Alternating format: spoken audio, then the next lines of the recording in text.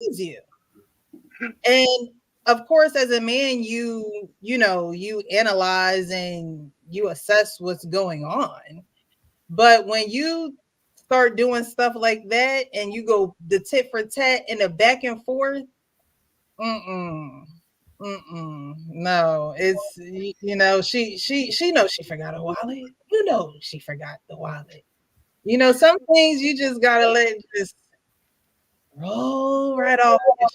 Just gotta let it, because at the end of the day, she's the lesser of you, and there's gonna be times where she's less than you. I have a question for R Pain. The way Just, R Pain speaks and what he said about your spouse, it sounded like to me the spouse can be I think the right word is infallible, meaning that incapable of making a bad decision themselves, and you're still gonna just go with that request because it was your spouse that made the request. I don't think that uh, okay, if marriages should no, no, operate that no, way. I'm Like sorry. there Go ahead. should to wrap it, there still should be a checks and balance type situation to where you can hear the request and go, I know that that's my spouse, but this ain't a priority. Okay, no, listen. Okay, based on what you said before about infallibility, right? The fact that you make concessions for your spouse is because they're fallible. Nobody's perfect, right? So I don't, so this situation to me is benign, right? But if and this is why I think people give up on marriages too soon because they have expectations of their spouse that's not real, right? So your spouse is gonna listen. My wife, look, I was blessed, so we didn't have some issues where we had a lot of headbutting, but she's done some shit that really was like, holy shit, man, this is gonna take me maybe a year or so to recover from for our family. But I said, you know what? I never caught, so I said, well, but it was something that was recoverable. So from that standpoint, you admonish, you say, don't ever do this shit again, and this kind of stuff, and then you move on. And that's how, and if you want to stay mad, because none of it elevated to the point where I wanted to leave this woman because the what she put into our marriage far outweighed anything that one little hardship, right? So I mean, we got to look at it now. Everybody's case is different, but my tolerance level was pretty high because of the things we've been through. So I mean, Joe, but let's not say it has to be critical, but everybody's infallible. If you don't have the grace for your spouse, who are you gonna have it for? Just say you scared of your wife. Her knuckle game's still superior to yours. But but the point is, I hear you. I know you're kind of joking, but being as close I am to my wife has nothing to do with my leadership. I don't. I've never felt that it was ever under attack. So, but I hear. Yeah, I spoil my wife, man. Shit, what can I say? But I do, and she caters to me unrelentless. She caters to me like crazy. So what can I say? We have a match made in heaven. All right, hey Hank, what's going? What up, Hank? What's up, Hank? Good How y'all, evening, Hank. Hello, hello. how y'all doing tonight? How y'all doing tonight? Doing good, doing good. We're on a Amazing. topic. Right on, right on. Have you been listening to the topic of who should be helped first between grandma, spouse? Yeah, Uh, I don't know. I heard people picking grandma's spouse. I don't know the reasons why. I didn't get to hear that part of it. I'll bring it back up. It's not a video, just something that I was reading. Can you see that? So Granny says, "Hey, grandbaby, do you have a few dollars so I can get some food?" His spouse says, "Baby, I lost my wallet at work. Could you cash at me $200 till Friday?" His mother says, "Hey, baby, I have surgery coming up for my heart. Could you lend me $1,000? Insurance won't pay." And his daughter says, "I need 400 for my school prom." Who should he help first? Why is the spouse asking her husband for money? I Oh, mean, I mean, are they broke? Are they on a budget? I mean, $1,000. What you said? $1,000 for what? A procedure? So That the was mom, the so mom. the mom needed 1,000. Let me put it back up. All right. So, excuse me, the mother needed $1,000 because insurance won't pay for her heart It didn't surgery. say heart. It just said surgery. The mom could be trying to get a BBL. Like, it don't say what the surgery is. That mom trying to finesse the It, budget. it, said, it says I have a surgery coming up for my heart. That's what it said. Oh, it did say for the heart. My bad. My Give me bad. $1,000. So I assume that's the I don't know, that's the deductible or her copay or Probably. whatever. I don't know. So much shit.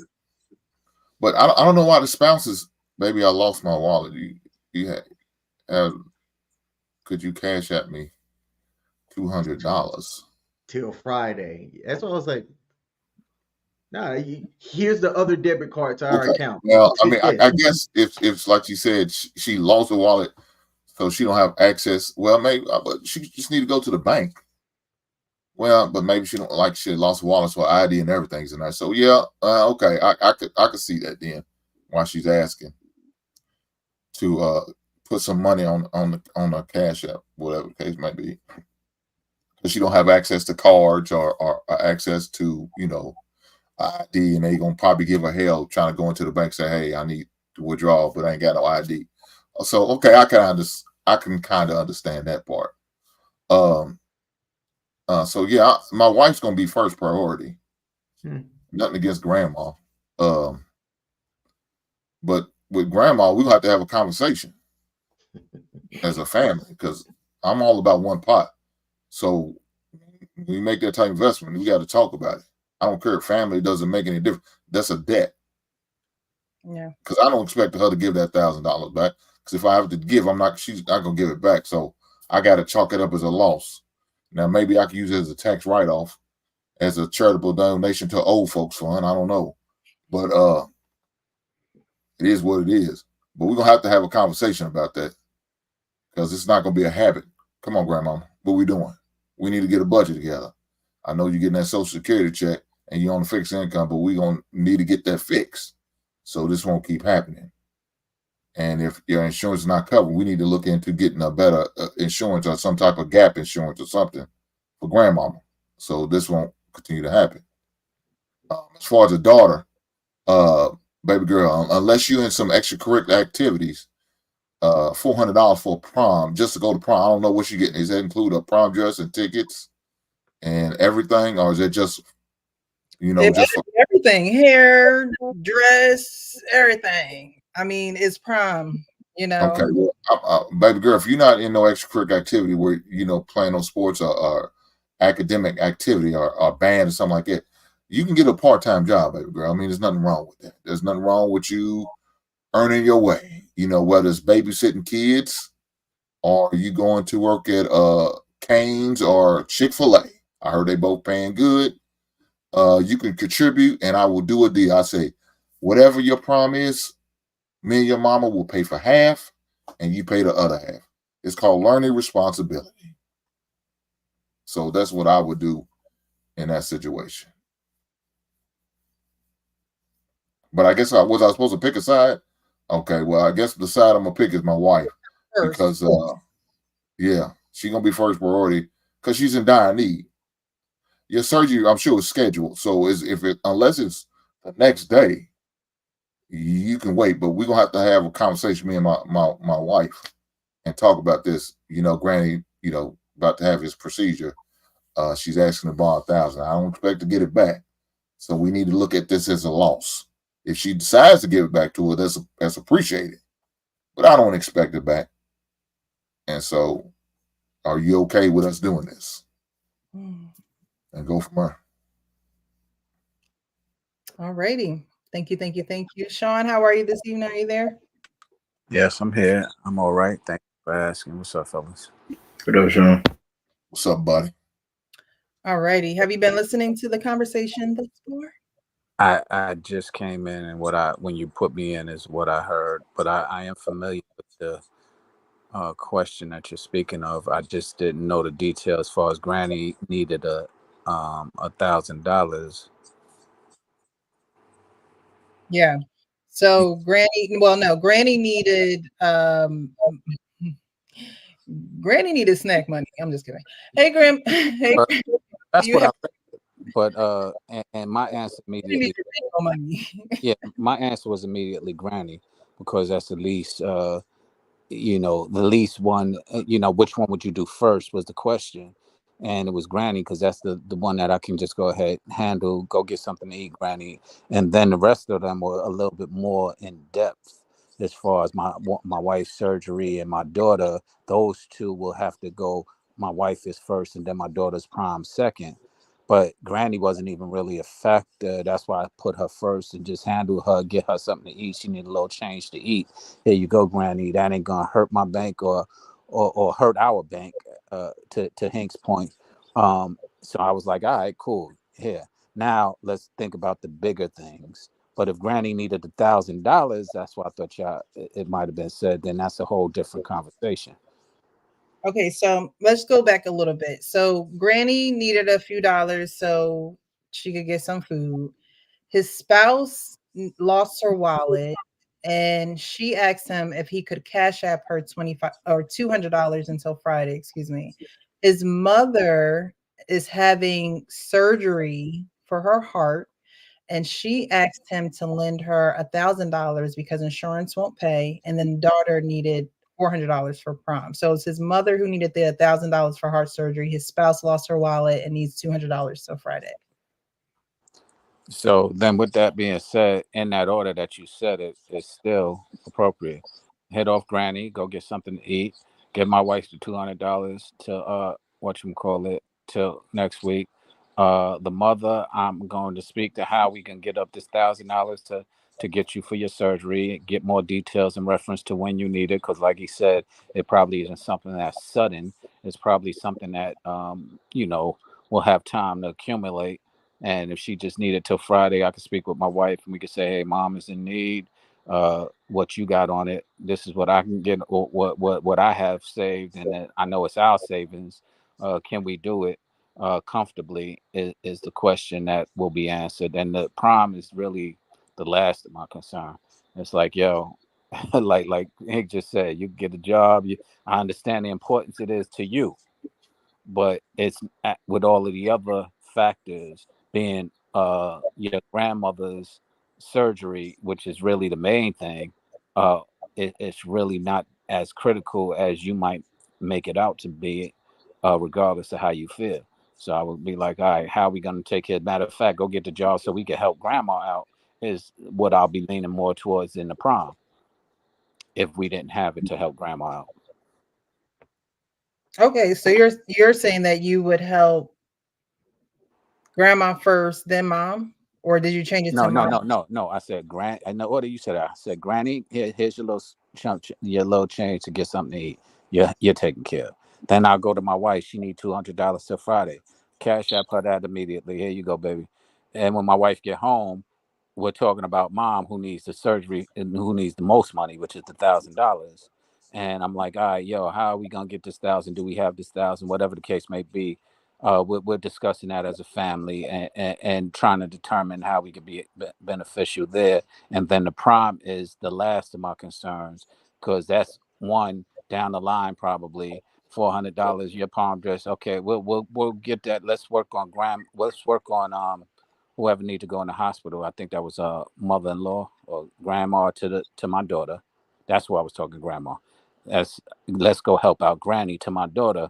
Yo, you go get a job, because if we need it collectively to help grandma to get her surgery, then as a family we're gonna come together and get those funds for her, and then your prom will come. So priority in that order that you laid it out in. Okay. Now, as far as Granny and I'm going back to this because of course you said, you would ask your wife, hey, what can we do? And, how much can we afford to help out? what happens, I believe that there's a cycle that continues, because when granny don't have the sons, or the sons can't produce, then what happens to granny? What exactly happens? Who helps her? Who then comes to her rescue, or who then picks up that tab that she may need picked up? Who would she run to? Would that be the state? How does she then get help? Uh, Good question, and I guess we can assume, but there could be other siblings, there could be other relatives, there can be government help. There's a lot of different options that can possibly be available. But Mhm. let's just say if we don't have it, we don't have it, and Right. if we don't have it, then we have to explore those options anyway, and that's when we still put our heads together to figure out how we might be able to get it, whether it be through our pool of resourceful friends, whether it be through government and us finding the right agencies that can possibly help us out. If it's through getting another job within our immediate family to try and offset what she can't afford. I mean, if we're not available, it still needs to get done, and um, available financially, it still needs to get done. So I would say we still have a lot of work to do ahead of us, which is trying to help out the community, which is our family. And I'm only asking just because there are a lot of women who do not want to get married. There are a lot of, we talk about this all the time, right? There are women who still want to get married. I'm one of them. But there are women who don't want to get married. So it's like, when you get old, who is going to take care of you? Seekingarrangements.com. That has to be something that women consider, you know what I mean? Because certain phases only last but so long. And then you do come to a point where, you will have to lean on other people. And you may have to lean on them more than they would like you to lean on them. And I'm not saying don't help family, because, family is family, but sometimes family be family. Okay, sometimes that is the case. And so we are going to get into a case of a guy who helped family that wasn't there for him. And so I think that takes a huge amount of forgiveness, growth, and things of that nature, because sometimes our family is not there for us like we would like them to be, but being the bigger person uh is more than what they could have done. And so that's a depiction of that. But I appreciate everybody who's here. I want to highlight some of these comments because y'all had some really good things to say. So we're going to get there. So we have Lester Weeks. I always enjoy your show. Thank you so much for stopping by. I appreciate you for being here. You guys definitely shout out where you're watching from. I like to know where you guys are watching from. I'm a little nosy. Blaze says, in these specific scenario, the mother would be addressed first because it's far more urgent than the others. Vending machines won't hurt none, and prom isn't until May or June. Okay. Harrison Davis says, each person needs a repayment plan before anything is sent. Now look, how are we gonna get this back? Okay. Man sound like he getting paid by all women in his life. Maybe he meant played. He also says you could say to the wife, when was the last time you seen it? So I think he was saying that in regards to Blaze saying, well, you lost your wallet, right? So he's turning it around and saying, when was the last time you seen it? Pretty much helping her in a way that doesn't accuse her of being so careless, or whatever the harsh words we can use when we're in arguments or when we're saying things and we're shooting from the hip.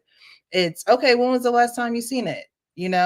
I'll help you out. I got you till Friday, but we need to work on, you know, these habits you may have or things like that. Again, like Arpain said, like this is the person you're going to be with for the rest of your life.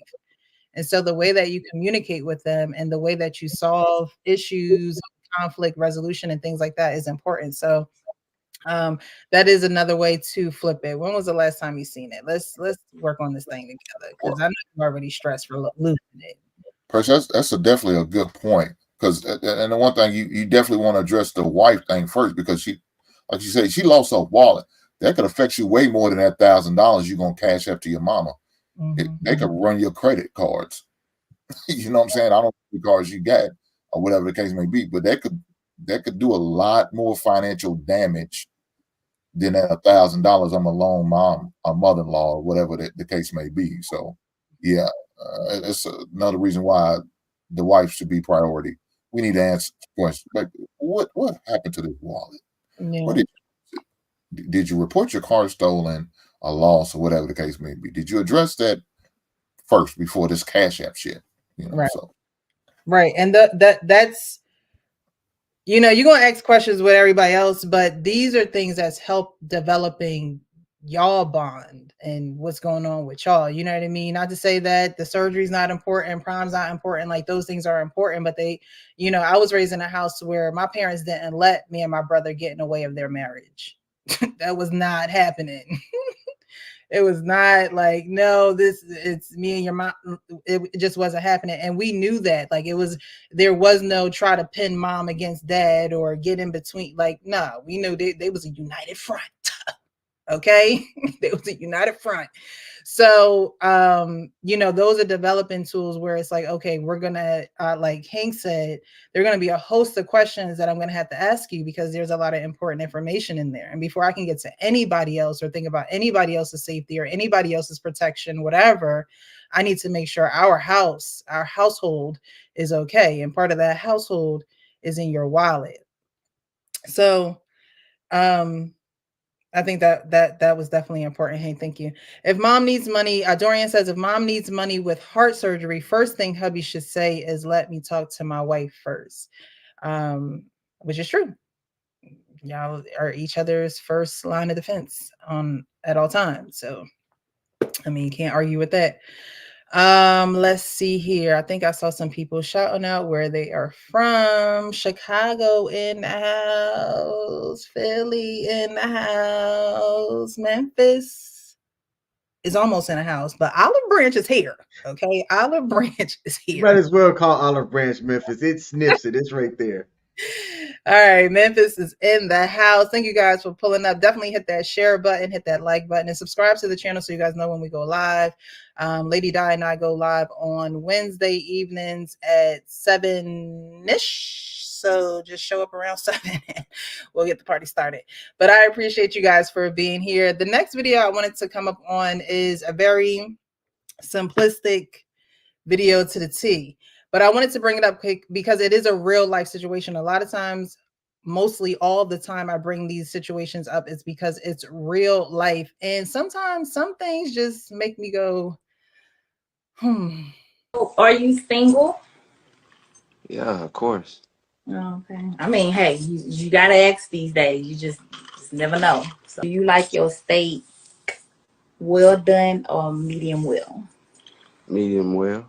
Little dab. I gotta have mine well done. Mommy, we want to. It might be too tough or something. Mommy, Yeah. we want to play with mine. I'm free.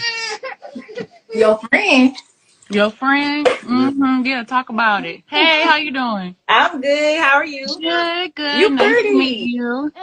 Right, ain't she? Who's the friend? Ain't she pretty? I'm looking Her at teeth makeup in pretty my too. pajamas. Nah, you gotta see her for real. She bad. Who's the friend? I just met her. And y'all on FaceTime with your kids at home? Yeah, what? Oh Lord Jesus. Talking about what? You don't want me on the phone with no niggas, so what I'm you gonna let you go.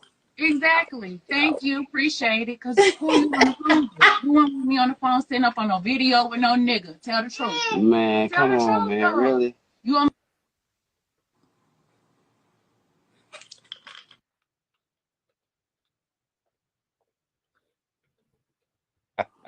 Why? My question is, we got the men up here, so I'm asking you why? Because this behavior, it are men, my question is, are men like this a lost cause? Because she asked the question clearly in the beginning, are you single? You know, you never know. We got to ask these questions nowadays. We got to know. Oh yeah, for sure. For sure. For sure. He is in the house with the woman and the kids. How slow can you be? So are men like this a lost cause? Because y'all know I be an advocate for the brothers, but there are just some things, and it's crazy because it was a virtual date or a FaceTime, whatever you want to call it. If there was no video, let's just say he was in another room or another state, who knows? Where there was no video, no visual, she probably would have still been talking to this guy, and maybe that she, don't hear the kids or whatever. And then there would have been a time that comes up where it's like, wait, did I hear kids in the background? So, but why is the lie so Precious. the audacity? I think you pulled this video up purposely from our conversation from last week. Because last week we said, Hank said it very clearly. Yeah, we live to get so to answer your question, why? To get the panties. That's why. Very clearly, very distinctly, he said, "Oh, she real fine." He told his other lady, so he was trying to get the panties. Now, I was arguing that last week, and what I've learned since then is that this a friend of mine, he distinguished it. He said, "Nigga shit and man shit." Now, we all have had and have been and have done nigga shit. We grow into man shit. And I think where we are now, we speak on men shit. But that was some nigga shit that we used to do when we are younger and things of that nature. And why? There is no reason why. The reason why is because we just want what we want, how we want it. Period. I applaud that lady for doing the right thing. She didn't continue to listen to that dude mess. She immediately was like, wait, hold up. What's going on? And you know what? I'm done. I'm out. Ladies, if you catch any guy trying this foolishness, don't get that man time. All right. Like they're those type of guys like that. I would have no problems if they just jumped off a bridge. Ooh. All of them can just line up and get to a bridge and jump off the bridge, and they be doing the world a favor. They be doing the world a favor. I can't stand fraudulent ass ninjas like men like that. Jesus. So who gonna be there for the hoes? Dale course correct.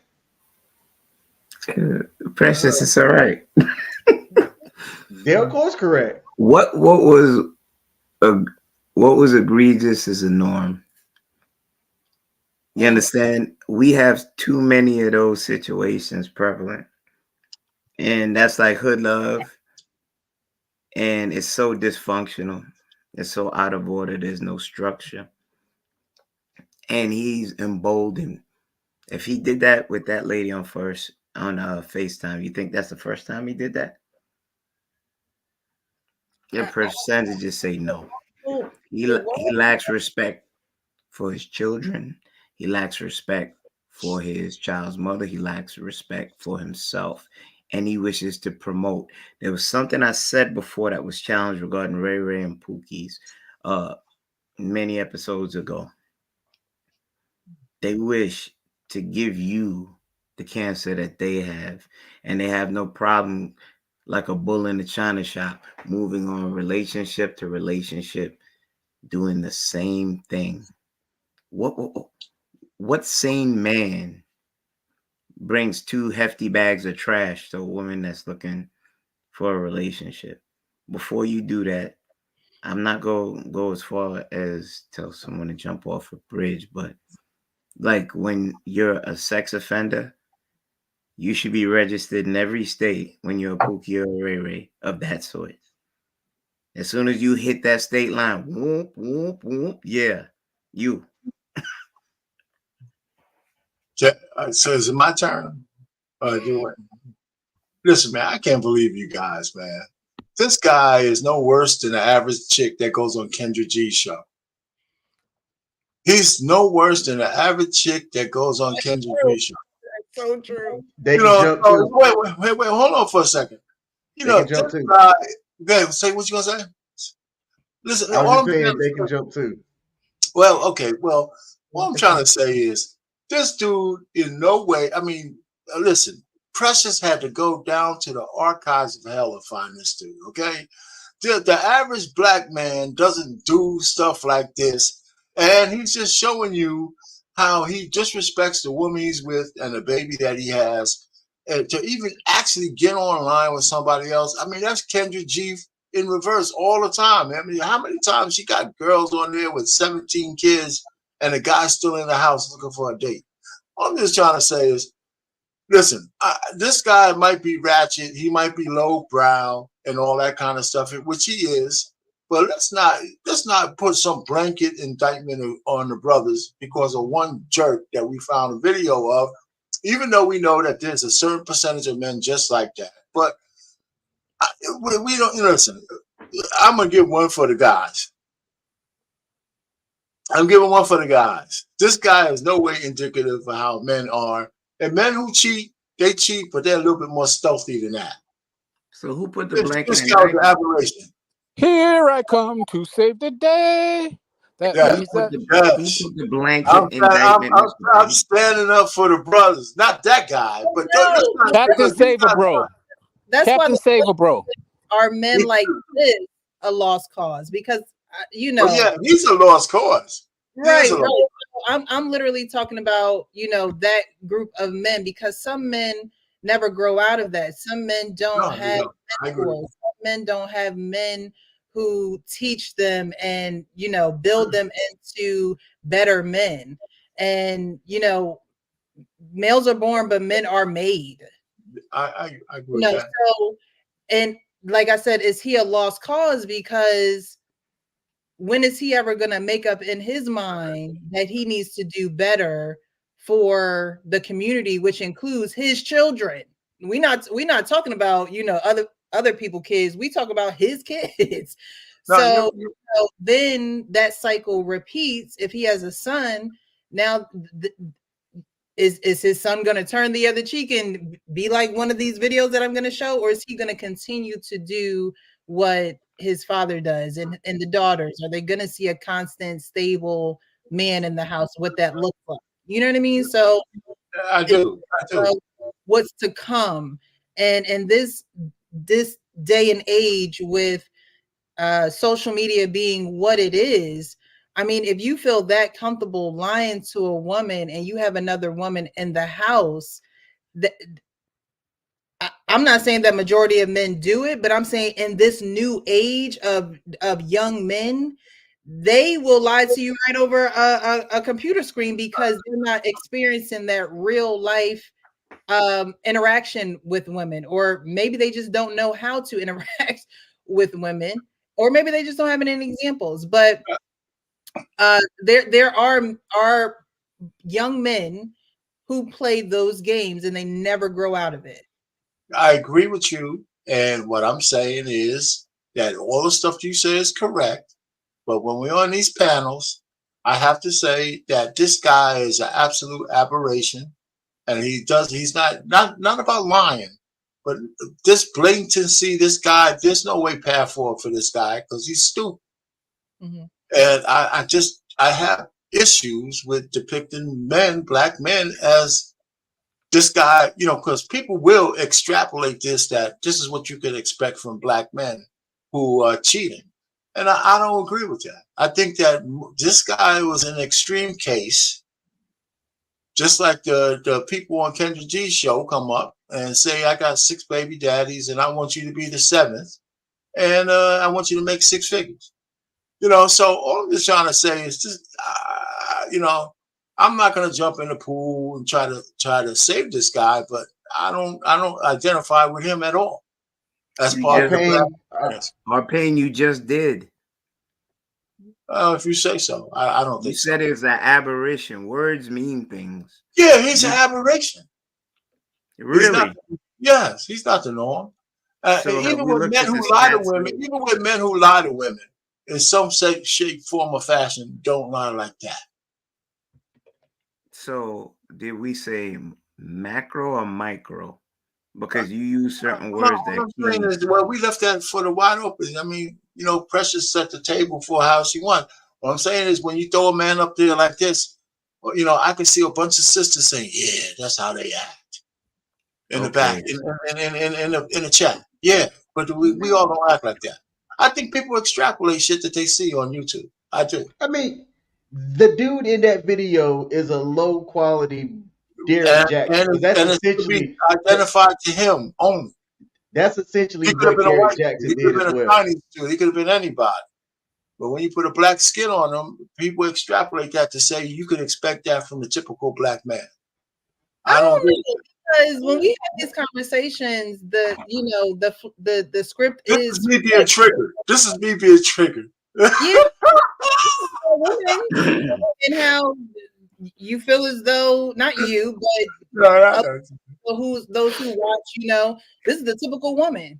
You know what I mean? So what's good for the goose is good for the gander when it comes to certain behaviors. We're not saying all women or all men or everyone, but when those behaviors are in the community, we can't have a blind eye and say, well, most men aren't like this, so we're not even going to address the issue because everybody's not like this.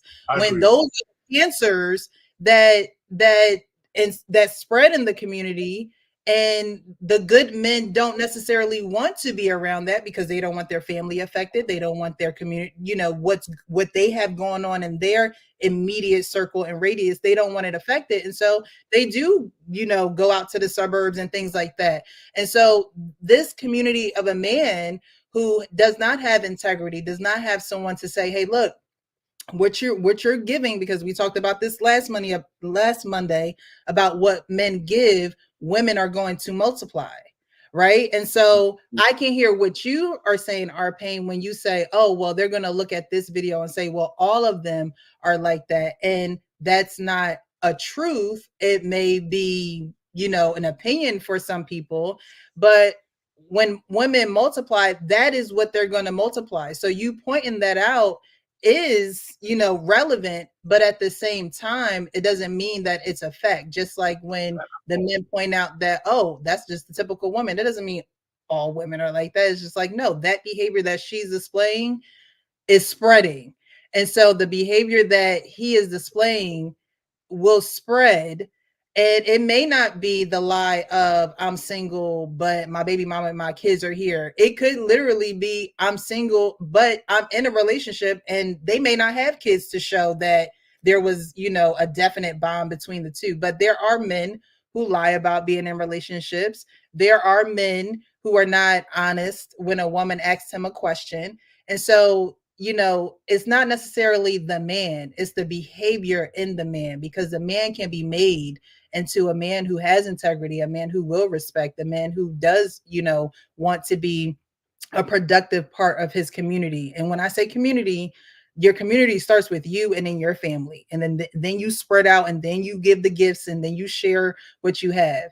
But there are men that have this behavior. And so, I'm never going to attack the man, but the behavior in the man can be changed. And so since we have this men's panel, I appreciate everybody's perspective. And I think Sean was going to go, and I apologize because I think I cut him off.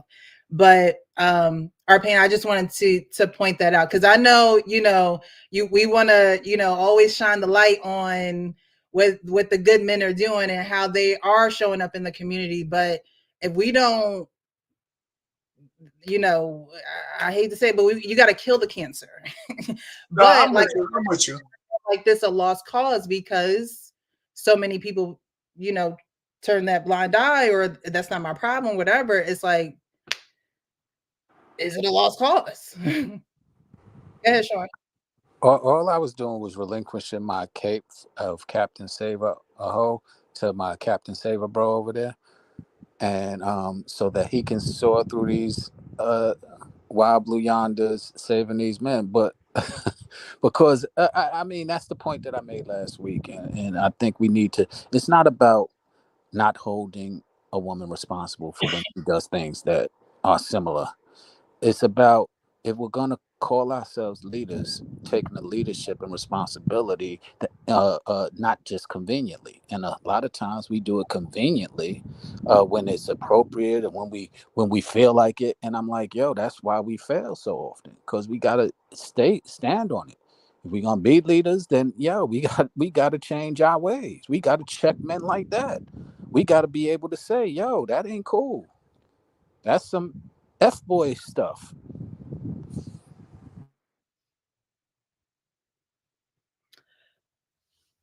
Hey, Kenny? King, the Kingo? With this, I did. I think this is a teachable moment. I don't want it to ever be, I respect all pain, but words are aberration. It's not a factor.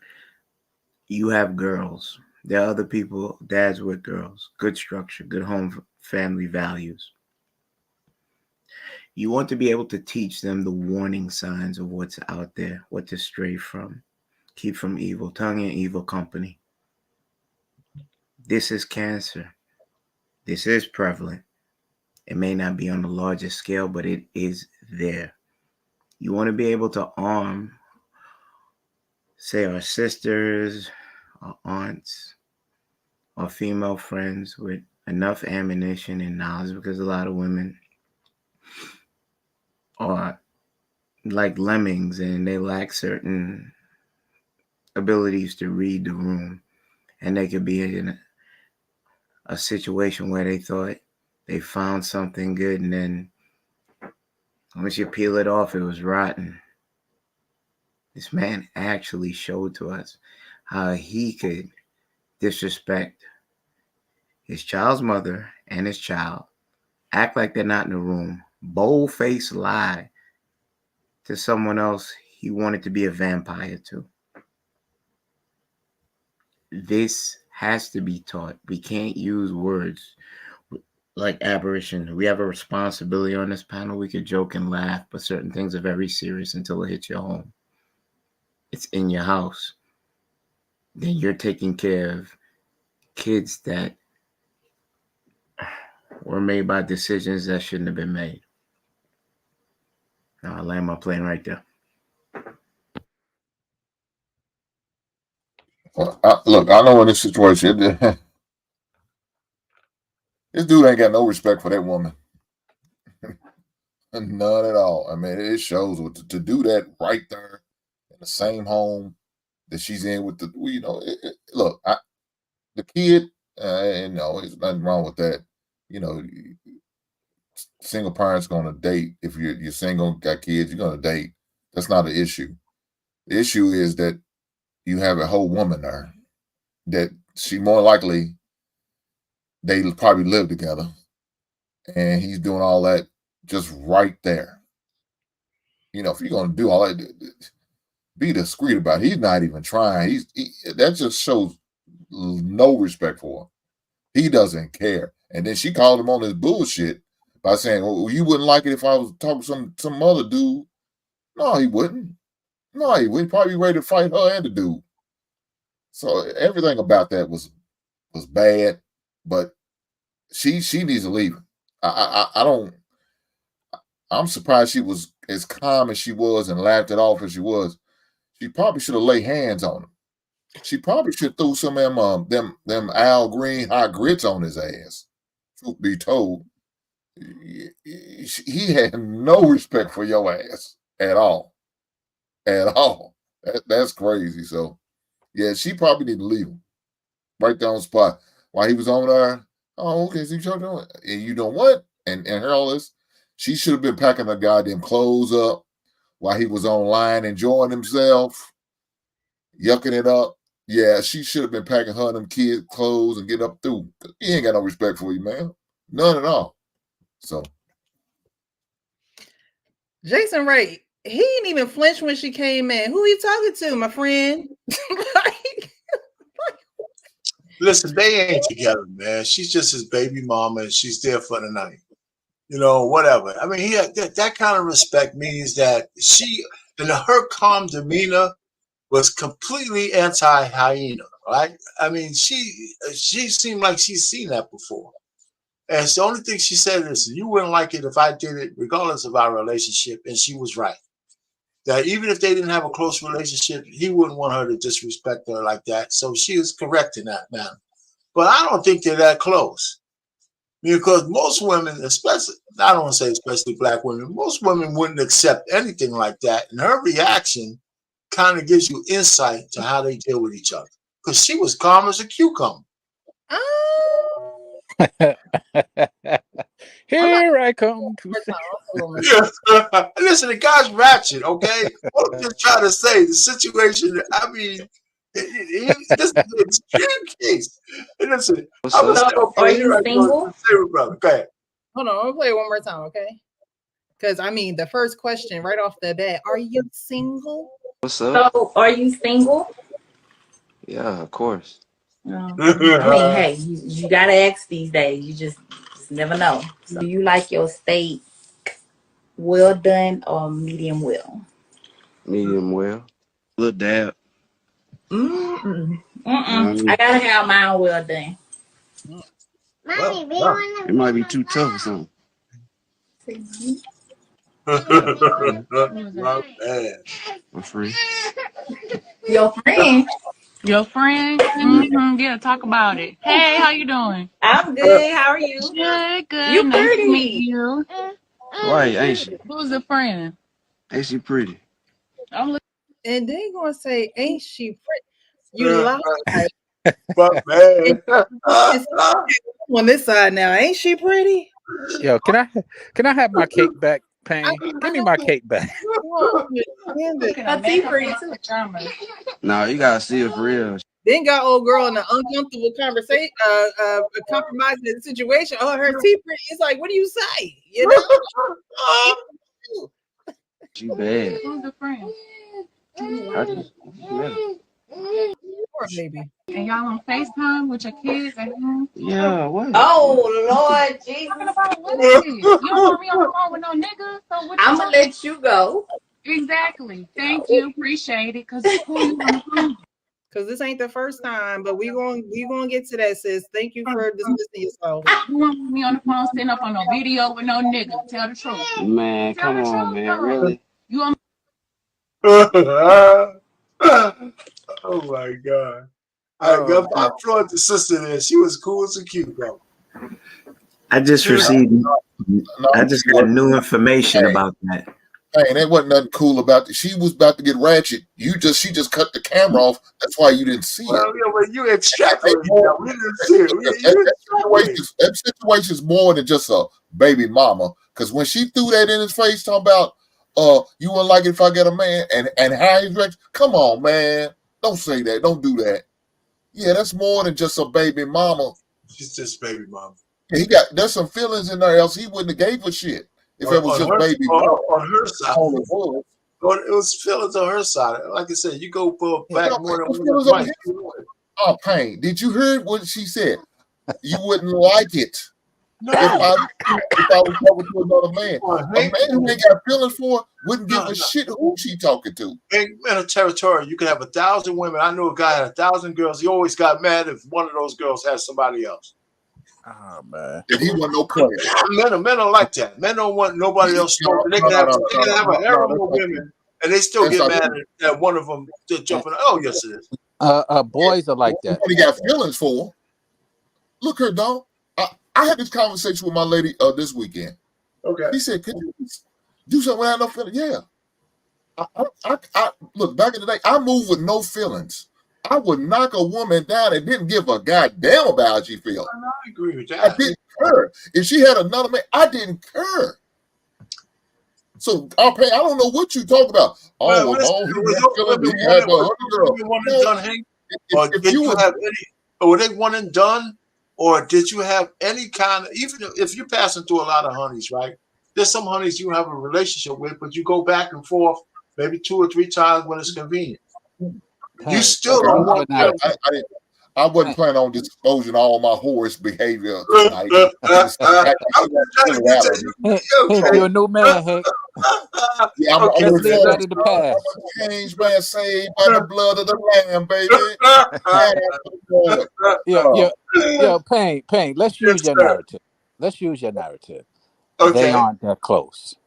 He Yeah. still could have had the decorum Yes, I to agree with that. do it at another time, to have I that agree with phone you. call at another time. And I this agree is with that. right. So there are no you know, I don't see anything to give him credit for. If you can't have decorum, then that means you need maturity. And if you need maturity, you need to reflect that because you have a kid right there. What I'm You have a trying to kid say that's is, growing into that. well, forget about the kid, okay? It's the woman. No, The kid don't know what wait. the hell you're doing. It's the woman. It's the woman that you're talking about. You Well, wanted him to protect the feelings of the chick, which is okay, because the kid don't know what the hell's going on. but So the kid don't know now. The kid the don't know kid's what's never going gonna know on what's going on. You now. think the kid's gonna recall this conversation? Wait, Sean, I agree with you. It's videotaped. Did you not see it? What we just saw? The kid is gonna see that at some point in life. No, he's not. Okay. First of all, No, he's not. Pain, you being real naive, thinking kids don't pay attention. No. You think the kid's gonna see all? I mean, out of all the shits in the internet, the kid's gonna find that one little piece. 18 years from now, stop. Wait. You know, I mean, listen, I'm not defending the guy's behavior, but I'm just saying, you Not guys. just on this video. I'm sorry, go ahead. But what can happen is some things aren't taught, they're caught, right? So some things are in your bloodstream that he will see it when he looks in the mirror. And you know, he's greedy and he feels a sense of entitlement and he, you know, feels like he has to have things, and so he's going to be deceitful. And when those traits are not checked, he will see this video because that son or that daughter will be looking at themselves in the mirror because no one checked this type of behavior. And the mother, you know, is probably trying to keep her family together. She probably don't want to be a single mom, and so she's in the house with this man and trying to make it work. Probably know he may have stepped out before, because like she said, you wouldn't want me to be on the phone with, you know, X, Y, and Z. Now, did they do it the right way? No. And that's why it's chaos. Whenever you do something outside of the divine order that it should be done, there will be chaos. There's no skirting around it. There's no swimming under it, trying to hop over it. No, there's going to be chaos. And so the chaos will continue if it's not checked, or if somebody doesn't make a decision to say, hey, look, this behavior is unacceptable. The same thing, because I agree with what you're saying, right? And I try to give deference to the woman in that the video of the woman by saying that even from the beginning, I think she was calmer than the usual woman, right? That means she's seen this behavior from this guy in some way, shape, form, or fashion before. I'm just saying that I don't think this is like this match made in heaven that you guys are trying to pick. Most women in a situation with a man like that will be out of the house on their own, on trying to, you know, Section 8 or whatever, sooner than later. This match that they have now is not no kind of relationship that I think is lasting. So she'll be on her own at one point or the other soon. That's what I see. Right? Does that make him right? Does that make him right? Absolutely not. All right, but and I'm going to leave it here because I don't want to act like I'm defending a ratchet guy like that from the standpoint that this is the guy of acceptable behavior. I just can't stand when I see a whole panel of men coming down on a brother who you know, I just feel compelled to say something. That's all. Pain, I remember a couple weeks ago, your ass did this bullshit was cape because you had daughters. Now you all of a sudden you don't like to see a bunch of men. You need to stop it. Listen, my daughters, I navigated my daughters to adulthood, so they didn't fall trap to guys like that. Now that they're Okay, grown women, I can't stop what they're doing. Let me just say real quick, I'm gonna land it here, right? I'm gonna land it right here. You supposed to land it an hour ago. Come on, Payne. Okay. What I'm saying is, a couple of weeks ago when we had dinner, my daughters told me they were privileged. And I said, what you talking about privilege, right? Because I feel like I'm a regular guy. So we had Sunday dinner this week. And they both said, we had certain trauma growing up. I said, wait a minute. Both of y'all were privileged just a couple of weeks ago. Now y'all got trauma. What the hell? How did that shit go together? And both of them looked at me and said, they just smiled. They couldn't answer. So, all I'm just I already say that to say that this woman that's with this guy understands that this dude is ratchet and she had a baby with him, typically like all women do. And that guy, this is not the first time he exposed that he shouldn't be a man that you should have a baby on. That's not the first time. And in fact, this whole scenario is extreme because I could see him lying to a woman like that. And that doesn't make it right. But he's not, to me, I think he's just ratchet. Let's put it that way. But I think we're trying to make blanket statements that men lie to get the box. These days, you don't necessarily have to lie to get the box. It's free and it's out there. Are you mad? Are you insane? Yeah, men will tell you a white lie, short lie, left lie. The greatest wars in this world were fought over. Let me tell you, women expect that shit. So, Kenneth, I had a woman back in the day when I used to be. I wasn't even that. You was landing, man. God damn. I had a woman told me, "Listen, I like you to tell me the truth, but don't be so truthful." Payne, don't be so truthful. I ain't landing shit. Okay, I got you, Payne. I see what's going on here. Listen, I'm on this panel. I'm on this panel. And I'm giving a spoonful of bitters to certain women. I should be able to give it to men as well. Okay. In my opinion, I believe he's not done this before, but he's done it multiple times. Yes. In my opinion, she heard him on that live and brought the kid in there to make an example. And he could care less about what she thought. Because I've actually seen certain things like that. And I think she wanted it to be known. Even when she came on the camera, you saw his face emotionless. He didn't even have the respect for her to cut off the phone. Like if somebody really still got some kind of feeling, he'll start fumbling the phone and cut it off. Because they've been through this before. And she had a smile like a Cheshire cat on there. Just say, I'm a cock block this guy. Because I'm a really screaming kid in there. I'm gonna make sure I cock block you, and that's what she did. And she felt good about it.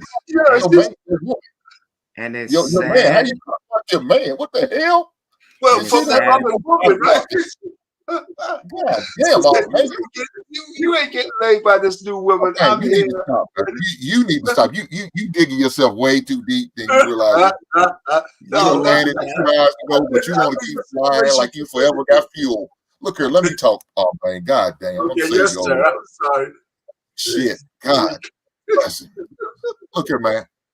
Again, he had no respect for that woman at all. To the point, you heard what she said. Kids. She didn't say child. She said kids. That means there's more than one. They got more than one kid. They got children. So you got these children.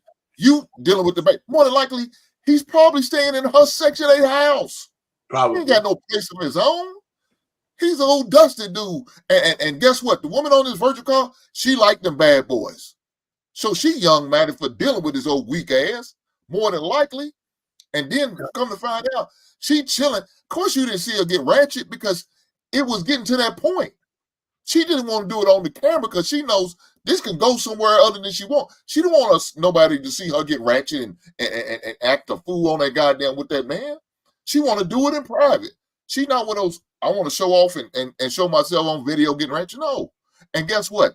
Them kids can see it later. You know why? Because that woman going to bring that shit up. You remember when I caught you with that bitch on camera? Huh? You remember that? She gonna bring it up. If they got a son that looks like him, oh, he gonna hear it. your cheating ass daddy. Go on over with your cheating ass daddy. I'm sick of his ass. Yes. She probably got that ratchet spirit in her. She just didn't unleash it on camera. That's all, Pain. But you want to Okay. defend this crazy ass thing. Oh, well, you know, it's probably, he ain't got, look here, man. He got feelings for that woman because when she showed throw it in his face, I go see another. If I was on the mother man, he looked at her and felt some type of way. He was in his goddamn feelings. So yeah, he felt something for her, but he just ain't got no respect for her. But he probably has some type of feeling for her ass. I don't know if that's feeling. I think that's. I would beg to say that Use your a man words. could go out there and make 99 offenses. A woman does one thing. Remember that scene from Best Man when he was in the wedding chapel after he was reconvinced to marry Maya and all that good stuff, and he couldn't get the thought of that long stroke that she was catching as he said, "I do." That's why that was unrealistic. That's why that whole show. What is that unrealistic? If you had a woman cheat on you or No, Pain, I'm saying the marriage was unrealistic. allow me to get it out and you can respond. If you had a woman that you cared about and you know the next dude gave her the Jimmy Dean sausage. Yeah. I don't care what you say. One part of your mind is gonna be like, you gonna be, oh my God, somebody was in my woman. That's why the marriage was unrealistic. I would have never married her. I would have never married my wife if the best man banged her out the night before. I would have never married her. No conviction in the world. Wait, the what guy night banged before? her, whatever night it was, his best man banged her out. That happened in college. It don't matter, man. No, it didn't happen in college or whatever happened. It doesn't matter. That's when it happened. They had were it in college. then, and she was his girl even back then. So it doesn't matter. They wasn't together back then. Yes, they were together. No, they wasn't. When he banged her out, they wasn't boyfriend and girlfriend. They started dating in college. Yeah, they wasn't together. You got to based on the book. They had broken up, and she came to him for comfort. She had the intent so they were boyfriend and girlfriend then. You got to hear it. She had she had broken up with him. She used him, his best friend, as a she got her lick back. Yes, listen, the fact that they were going together before, and this is your best. Let me tell you, how many guys bang out their best buddy's girlfriend? That's like almost taboo. It's taboo, right? That's any girl in the world. You ain't gonna fool around with your best buddy's girl, even after they break up. But it has happened. Of course, it has happened. Well, I'm just trying to say, you never feel right about your buddy, and he doesn't feel that right about you ever again after you bang out his girlfriend. That was his ace boon cool, and whatever reason why they broke up. Every other woman out there is fair game, but you bust out his old chick that he loved, you'll never have the same kind of relationship again. Never. Well, Pain, I had given an example when I first started coming on the Lapeef panel about my first love. Her name was Margaret. None the wiser, head over heels, butterfly. She walked in the room, roses fell from the skies. That young, tender love joint. One day, like any other day, she came in crying to me. I said, "What are you crying about?" Distressed. She said, "There's something I have to tell you. I don't care what you do to me, slap me, beat me, do whatever, but I have to tell this to you because you've been so good to me." She said, "I went back and I slept with my ex. I don't know why I did it, but I did it. I was 26. Heart broke. I stopped talking to her. It took me a year to go see her. She was pregnant. If I could have forgiven her,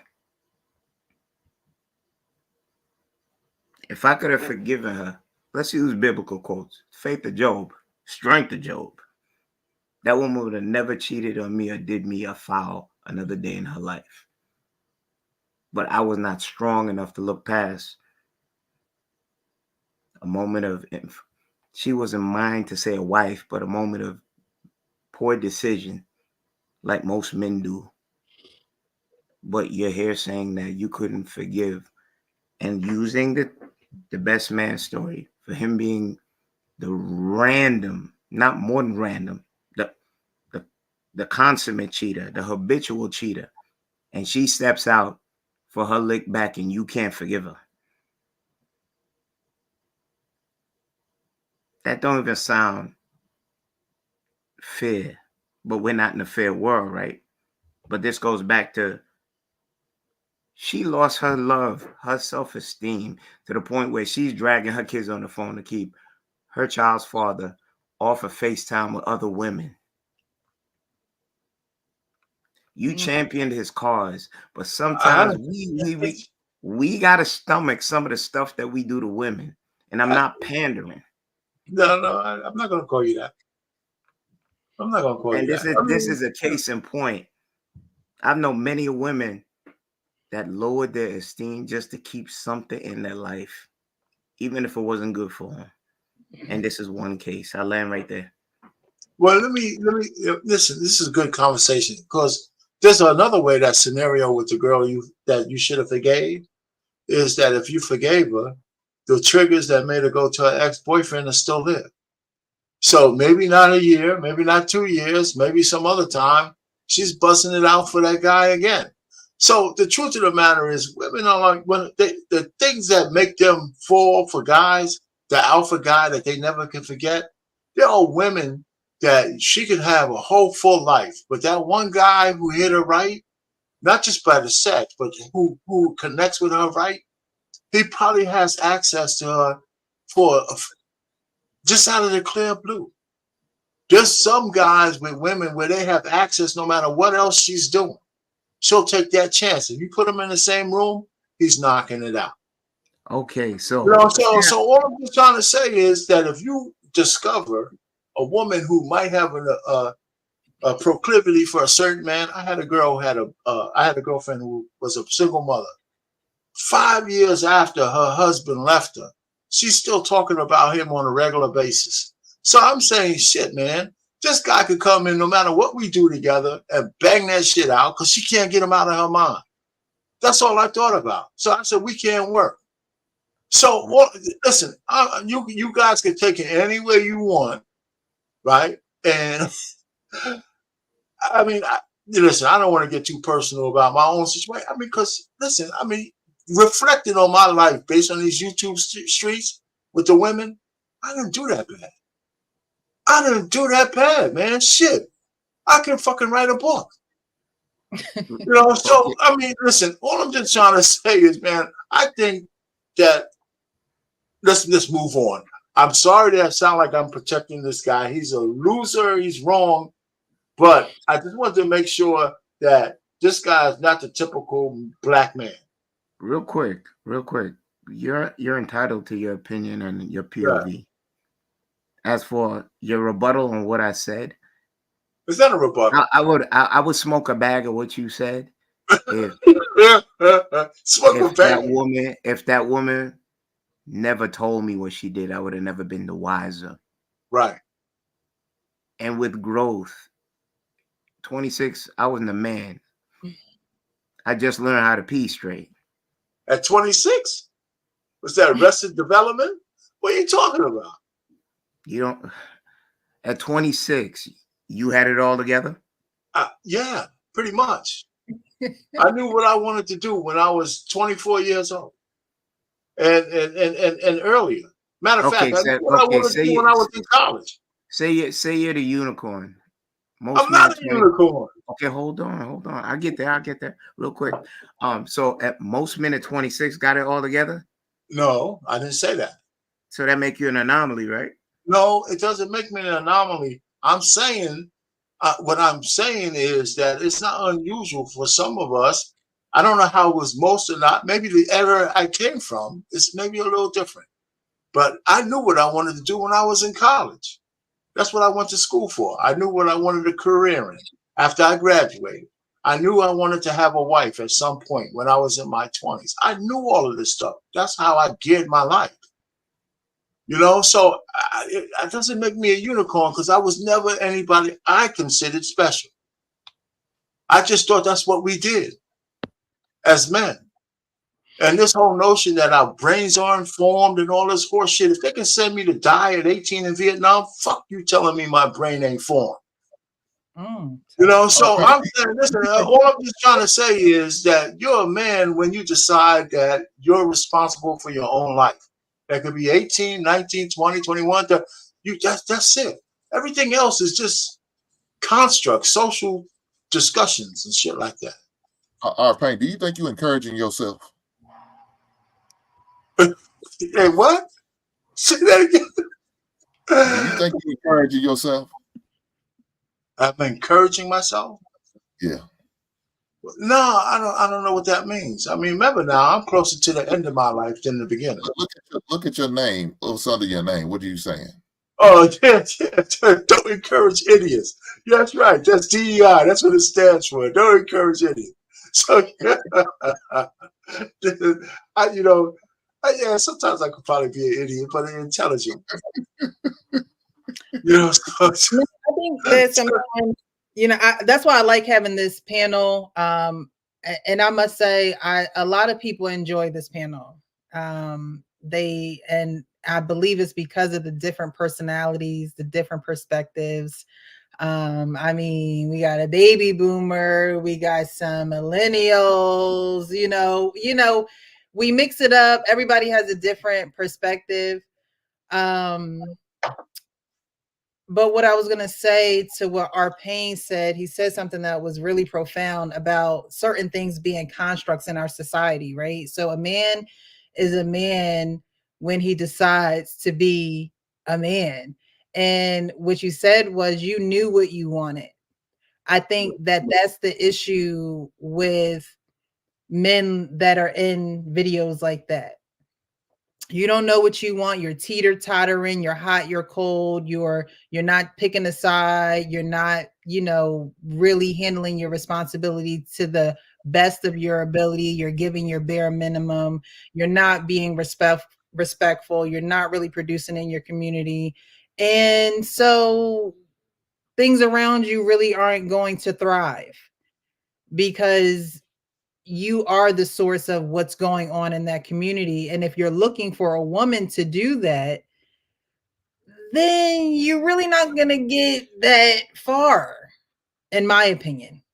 You're not going to get that far because I always say this, men, you are the creators of your own universe. So if you're letting a woman come in and tell you what to do, how to do it, when to do it, who to do it with, and all that other good stuff, because she did come in and she said, who you on the phone with and X, Y, and Z.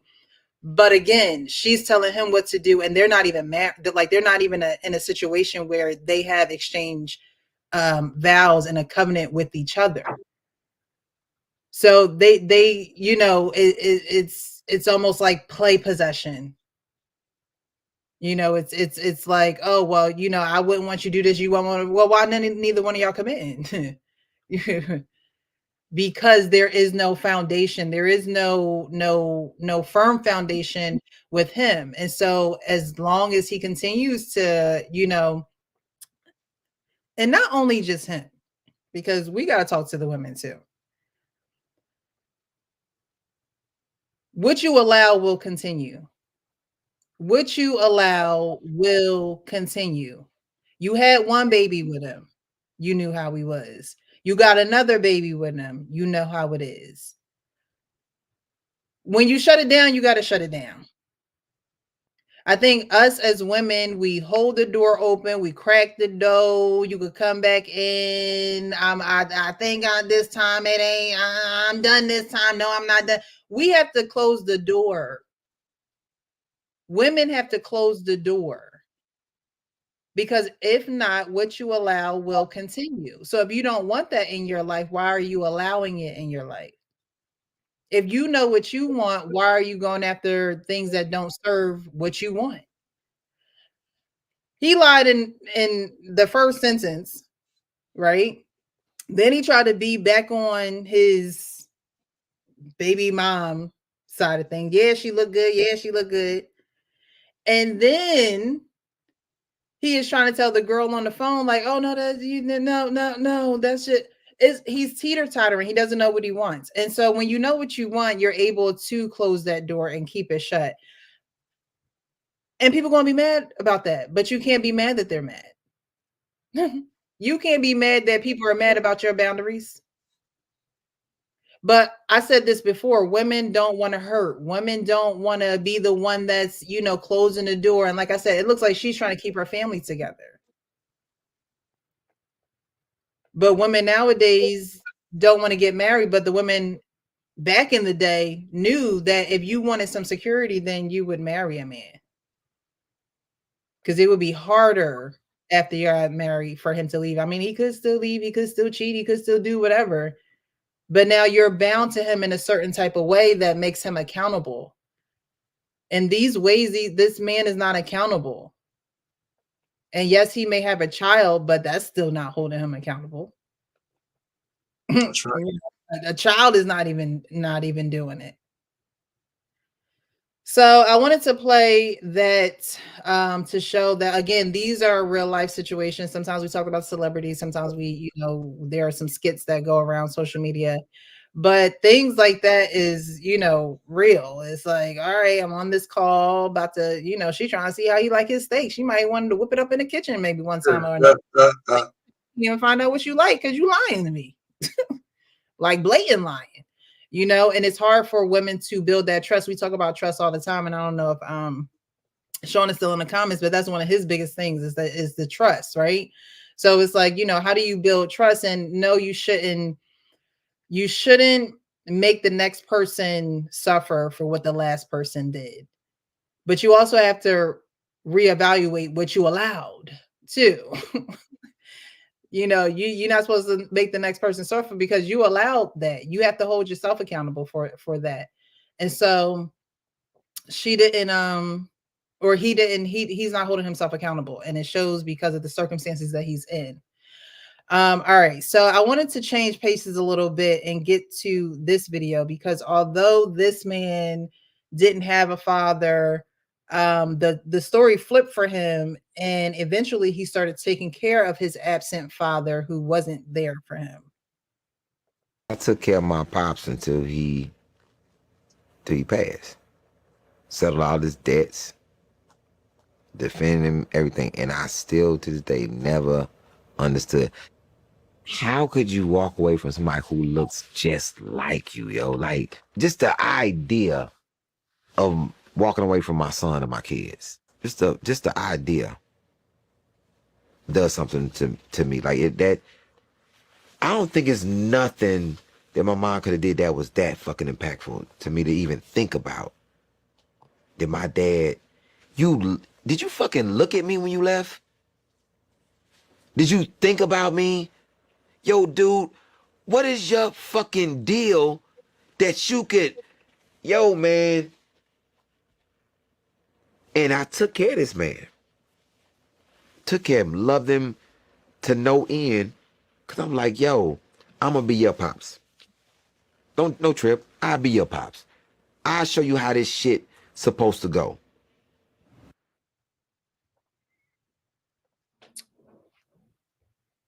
So, could you love and take care of an absent parent to their death? I don't know how his father came back into his life, but eventually he did, and he took the responsibility of taking care of him. But that's not something you see on a daily basis, because most people be like, to hell with him, he left me. As you can see, he has a lot of questions like, did you even look at me? Did you I look just like you? It's easy for men to leave because they don't have the bulk of the responsibility, right? Obvious. And men usually leave because of women, but is that a viable reason to leave your child? Is the woman a viable reason to leave your seed? I mean, is that a viable reason, or is that a reason that is Kenny stuck? Kenny, are you stuck? Oh no. that's the reason that men give, and I can understand it. I'm not saying I don't understand that. I do understand that completely. But is that a viable reason to leave your child, your lineage, your sperm that has grown and is now a human? Okay, King is saying yes. King, explain yourself. I think you can only do so much, right? From what I've observed and just talking to other men out there, there's men that leave because they're just ain't shit type dudes, right? They're going out here, they're having sex, they're having these babies, and they're not taking the responsibility of being a father. That's like one type. The other type are men that are trying to be present in their kids' lives, and the mom is doing everything in her path to make that difficult. I'm like, I can only bang my head so much if I'm the guy that's trying to be present, and the mom hates me more than she loves the child. And that's going to make the relationship just strenuous altogether. It more often than not jacks that kid up. And it adds stress to that guy to where I'm just gonna go, you know what? I've tried. I'm giving up. I'm giving up, and I'm walking away, and I am going to uh, uh, and I hate this word, hope that as my kid get older, they can that there's a way that we can be reintroduced into our lives, and maybe just maybe if we're both honest, have that conversation about what went down and why I dipped.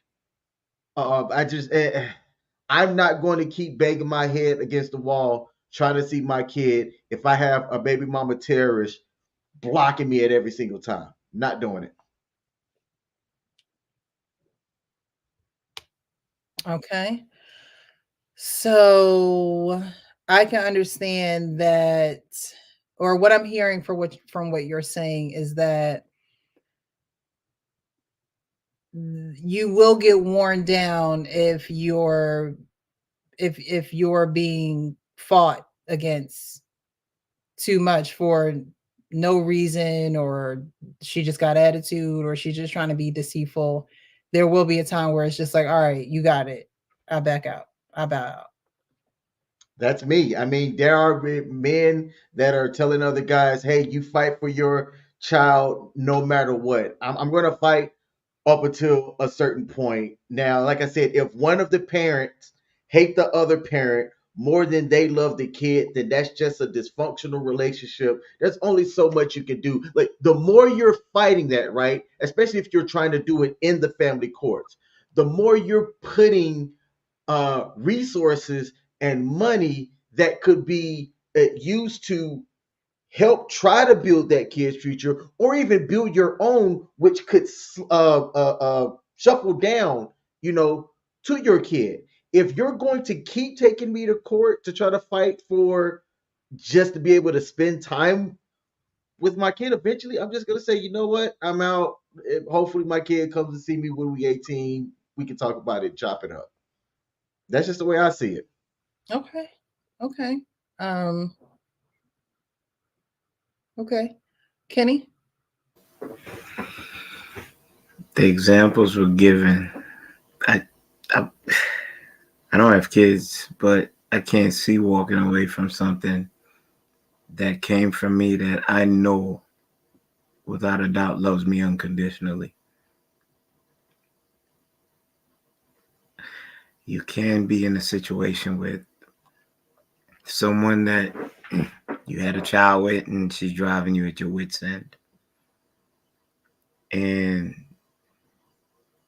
before you go and delete everybody in the house or go do something to yourself, because men do get postpartum as well.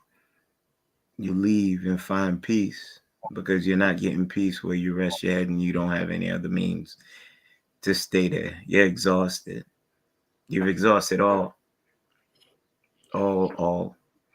all ways of trying to at least do this amicably, but the complete severing, I'm torn about that. There had to be a conversation. Unless you gonna leave me penniless and broke or what have you, I'm gonna play some instance in my child, because now you had someone that love you unconditionally. In those cases, turn out to have that little person grow up to a big person that despises you and loathes you for not being there for them when they needed you the most. And it's like funny, all these things are touching. Like my relationship with my dad. Mom 5'2", he's 6'5", military man. Very violent. She had to leave him. He didn't play a big part in our lives. The latter part of his lives, as I spoke to Hank and other brothers about that, my sister and I had to kick in. He couldn't walk, but he chose to crash and burn his last days in his life. So I know what that man feel. I am actually taking money out of my pocket to take care of somebody that used to beat my mom to a pulp and take care of him. Honor thy mother and father so your days will be long. I'm torn. And I had one discussion before he passed.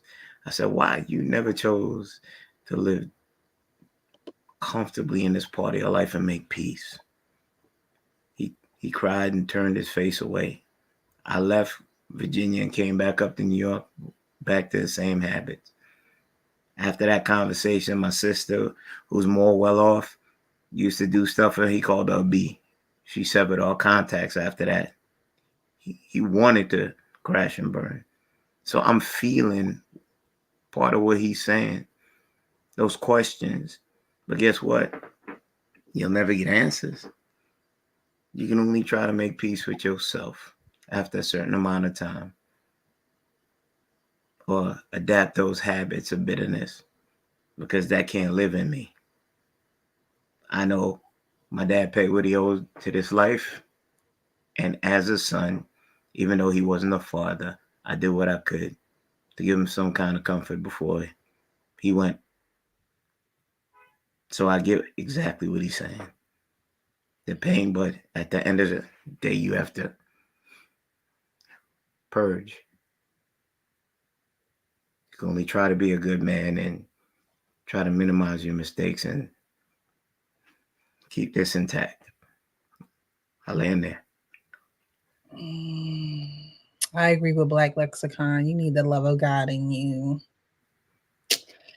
Because, leave it up to our flesh. Some of us might be behind bars. Some folks' property might be destroyed because, an abandonment wound is a wound that a lot of people don't heal. That is a wound. It takes a lot of work and a lot of God. And Precious, abandonment wound. Go ahead. There's a story that kind of has gone viral on TikTok between a family sharing what's going on. They called this guy the breakdancing dad, right? White family. The mom and dad divorced when the kid was young. He moved right down the street, got remarried, right? And was still spending time with his daughter. Well, his daughter was talking about their life or whatnot and how her dad was never around and, all this and that. And the dad came out and was like, hey, time out. Hold up. Not only was I around, I live right down the street. I was there for all the milestones, got my kid off to college. Here's us going to take Disney trips together. What do you mean I wasn't around? Like, the mom, from what the dad was saying, poisoned his daughter's viewpoint on him, even though like they weren't together, yet this man was still in his life and the daughter's fighting that he was. And to your point, yeah, like the kid can get poisoned against a certain parent when there's, lies being told. And there was somebody that said something in the chat. I think it was Dorian, and I hope I said your name right. I apologize if I said it wrong. Said you have to love your child more than you hate or dislike their mother. In an ideal situation, absolutely. I'm not seeing that enough. Mm. She says you have to love your child more than you hate or dislike their mother, who the man chose. I'm not seeing that enough either. But Arpain, did you see? Yeah, I saw it all. Yeah, I was gonna let Pink go, so I don't have a time limit on what I said. Ooh. I was I hoping I'd get in before you came back, but I said, the Lord, you two guys can bless me, so I got to do what I got to do to get my voice. It's all good, old head. I got you.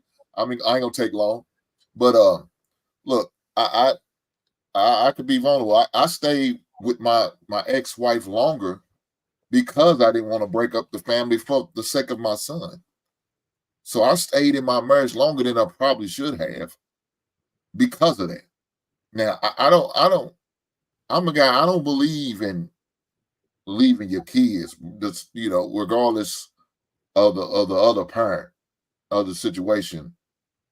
I'm the man who's always believing in fighting for your kids.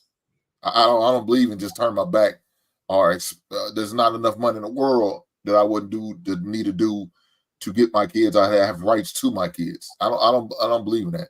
And I think any man who does that, I think you're a weak man.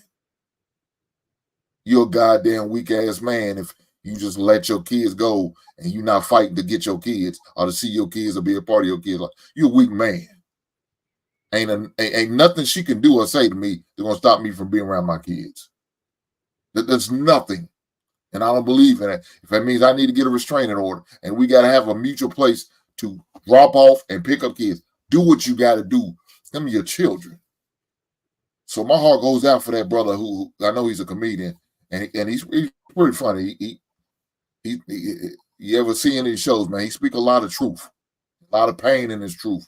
So I can't roll with that. Look, me and my father didn't have the best relationship, but guess what? He has a great relationship with my son. He has a good relationship with my daughter.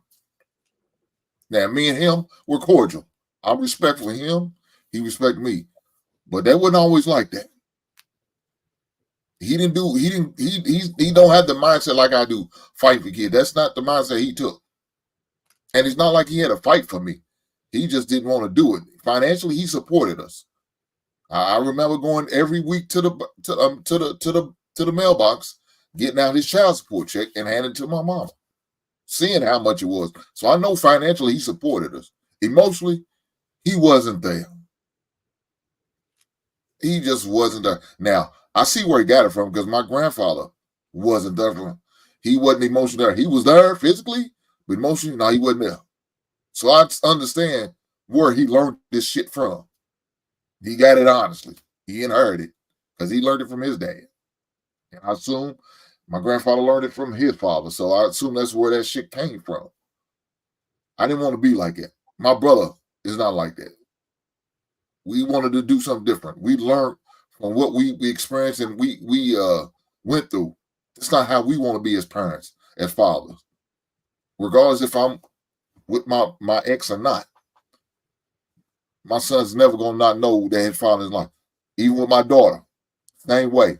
She's the whole way in California. I was out there for her prom and her graduation. I said, as long as I got breath in my body and I can financially afford it, I will be there.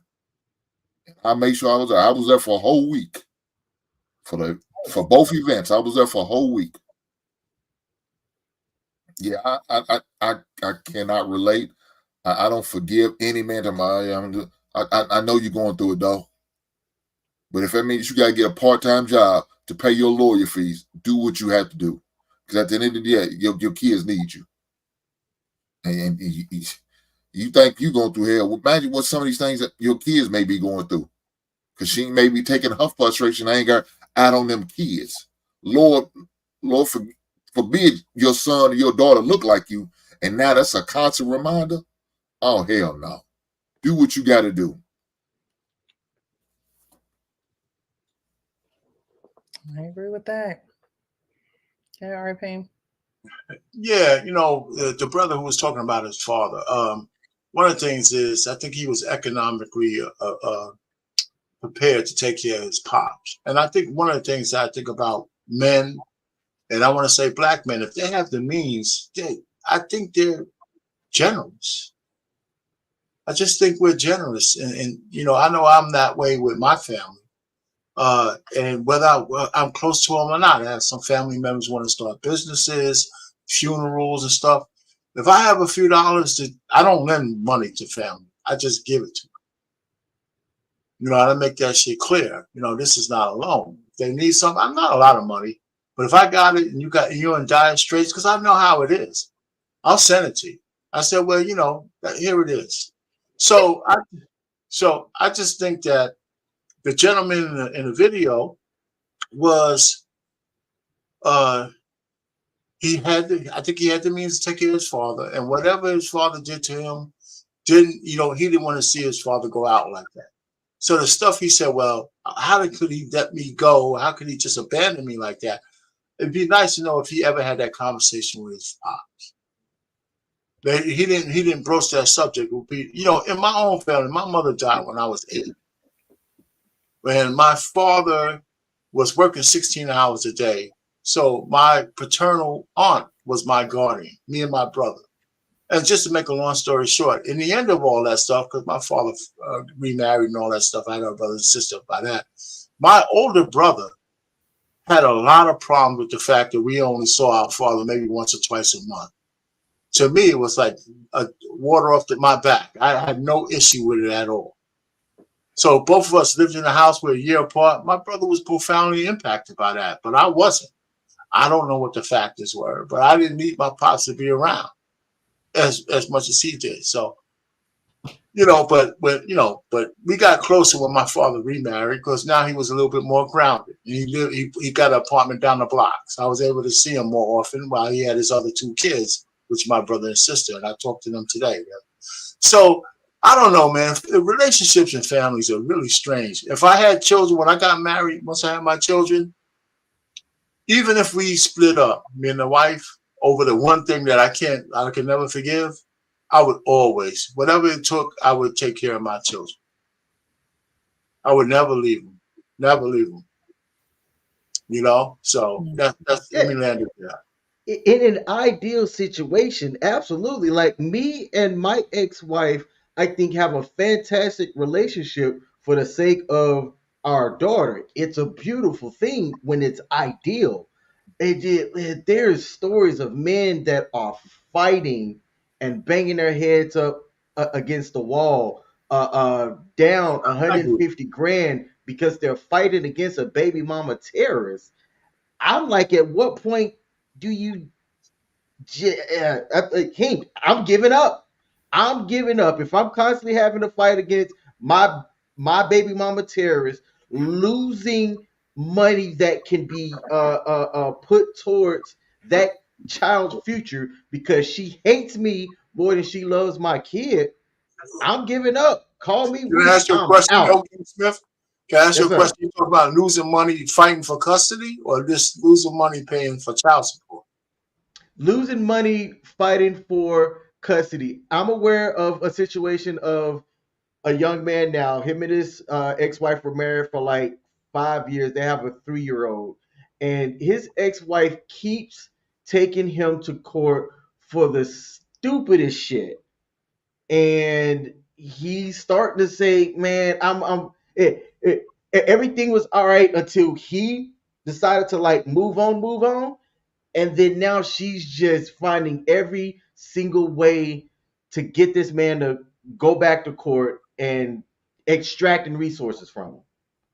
And he's starting to go, I don't, this feels like I should just give up. Did you say that's his ex-wife?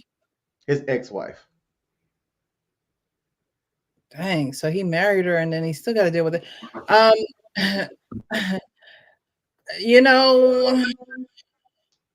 This is why it's so important it's so important who we lay down with and things of that nature, because of these reasons, right? Because you have children who grow up into adults, and they have to make sense of it all. And to me, I don't know this man at all, but you do have to have some type of spiritual walk where you have this level of forgiveness, and forgiveness is for yourself. And it seems as though he was able to do that and forgive his father for himself enough to take care of him in his old age, to his death. Arpain, you had said something. I should have jotted it down. But you said something. What did you say? I wanted to speak to it. But I'll get back to that. But the fathers who have these children, right? They have these kids, and they get tired, like actual King Smith said, hey, look, I'm tired of fighting against this person who just won't let up. Every time I turn around, she's taking me to court and things of that nature.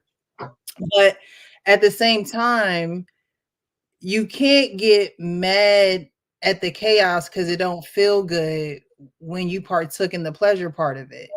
And I think that's where a lot of women, have these ill will feelings towards men, because it's like, okay, you wanted to partake, and now we all have to be accountable for who we choose. But you wanted to partake in this, pleasurable part of the situation, and now the actual real situation is here, and it's like, okay, now you don't want to be involved, or no, you don't want to, step up to the plate because it's too hard, or it's difficult. And I could see if we were maybe talking about the lottery, or trying to get them numbers crunched for the end of the month in sales or something like that. But you're talking about a whole nother human being, a person who is going to have their own feelings and thoughts and emotions and things of that nature. And when you have that, you have to be able to look back and say, okay, have I healed, or have I come to terms of what's going on and how I contributed to it? And I don't think a lot of men actually do that. I think it's easier for a man to say, oh, it's hard to fight for my child, but they'll catch a bus, a train, a plane to go get the cheeks. They'll lie and do X, Y, and Z for the pleasurable part. But then when it comes down to the real and the, not so pleasurable part, you're quick to walk away. So I think that's, something that it doesn't help men at all, because then, you're looked at as, oh, well, you want to plant these seeds, but you don't want to water the garden that you're planting them in. But we have to really be careful with who we laying down with, because you can't really hold them accountable when you didn't have them marry you or commit to you or say that they were going to be there for you and your child. A lot of these situations, there is no conversation like that. There is no, what are we going to do if this happens or that happens? It's usually the oops, and nobody's having those conversations. But with this, I'm sorry. That's interesting. Go ahead. No, I was going to say, with this guy, I was talking about the abandonment wounds, because I'm not quite sure who he is. I think King said that he does comedy. I've never seen him. This is my first clip I've ever seen him. Maybe I have seen him and seen him in a different light, because in this video, he's talking about his father and taking care of his father. And he has a sad, posture, and just, you could just tell that he I don't want to say sad, but just coming to terms. Sometimes when reality hits, and sometimes that comes in a couple of tears dropping past the chin, because it's just like, this is what it is. But as far as abandonment, it's good that he was able to forgive his father and take care of him, because then that's where the cycle breaks. A lot of people don't break the cycle that's going on in their family. And I applaud him, because it's like, all right, I'm breaking this cycle. I'm not going to do what my father did. I'm not going to follow in those footsteps. And I'm actually going to honor my father by taking care of him into his death. And I just don't think that a lot of people could do that. I don't think that a lot of people could put their selfish reasons behind them and actually say, you know what? It wasn't the way I wanted it to be, but God has given me the ability, the strength, the resources, like Arpaine said, to take care of my father. And so I'm going to do it. I really don't think that a lot of people would do that. I know that, you know, I think a lot of people look at me and they're like, well, how are you able to talk about your adoption and foster care so, you know, so freely? And I think one of the biggest reasons I'm able to do it is that when I met my biological mom, we didn't know if she would show up. We didn't know if she would be there or whatever. Long story short, she was. But while we were there, she pulled me to the side and she pulled me in the bathroom and she said, I know I couldn't take care of you. I know I gave you guys up. I prayed that you guys will find a good family.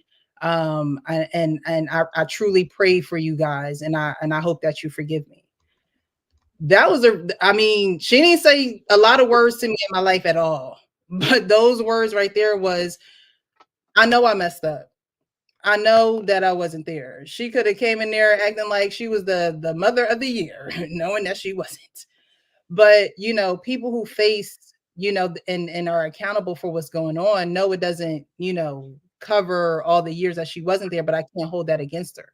And I'm not going to hold that against her. I think a lot of people hold things against people who just don't have the capacity to give them what they need. And they don't understand that in the time of hurting. They don't understand that in the time of not really wanting to understand.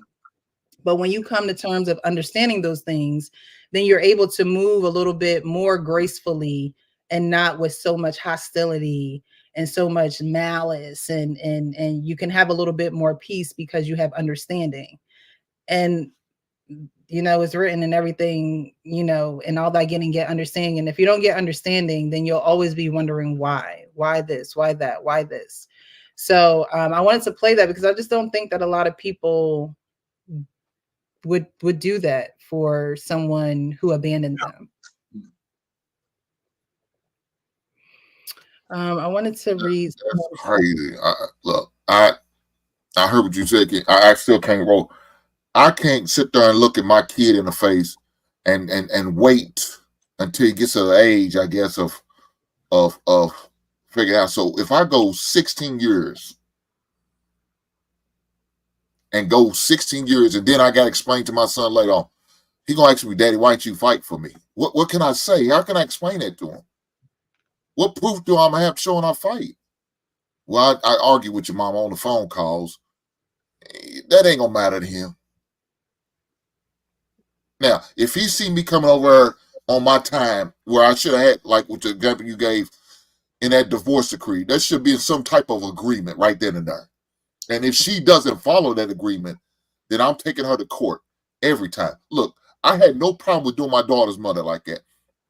I spent money on a Disney trip to pay for all of us go. It cost me $800 just for her alone. We got an Airbnb. We got a 2-day pass for the park and some other passes to go to a water park and other. She didn't go because she got in trouble. So she didn't fly down, you know what I'm saying, because she got in trouble. So now I got $800. I'll get that money back. I just had to chalk it up as a loss. But guess what I did do? I ended up spending more money on filing the court case. She didn't send it down when she's supposed to. She's supposed to be down in the summertime, and I sent her back 2 weeks prior to going back to school. Yes, I sure did. And she had an answer for that. Look, I have no problem with doing it. I'm going to hold the mother accountable because she's not doing what we agreed to, what the court agreed to. And as a man, I have every, just like vice versa. If I did something, if I didn't pay the support, please believe you me, she's going to file some paperwork. She's not going to let this child tell me, I ain't worried about it. I ain't got time to fight for him for this $200 a week over this child support. No. Like I say, put her ass on paper. You lay hands on me, I'm putting you on paper. You lay hands on me, call the police. It's like they would do to us. If the shoe's on the other foot, I want to do to them. There's no way I'm going to let this woman slide and I get my visitation, my rights to see my son and my daughter. Bullshit. Will I fight to the end? Yes, I did. Like I said, that means I got to get a part-time job dedicated to my legal fees. Nothing else. I will do that. Because at the end of the day, this child look like me. I'm not going to put through the same thing. So I don't know about who did you talking about? He ain't never been through shit then. He never not had his dad life and felt that pain in his heart. He couldn't. Because if he did, he wouldn't give the fuck up. So you're breaking up a little bit, Hank. I don't know if you finished yet. I just want to add something to what you said. What you said, Precious. I think that we're conflating some issues. Just a slight one. A lot of guys who are looking for pleasure aren't looking for babies.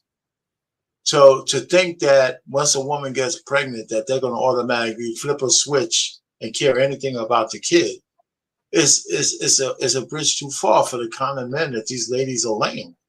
Now, listen, and even though it takes two to make a baby, I firmly stand on that men don't own a woman's organ, right? She decides who she lets in or not.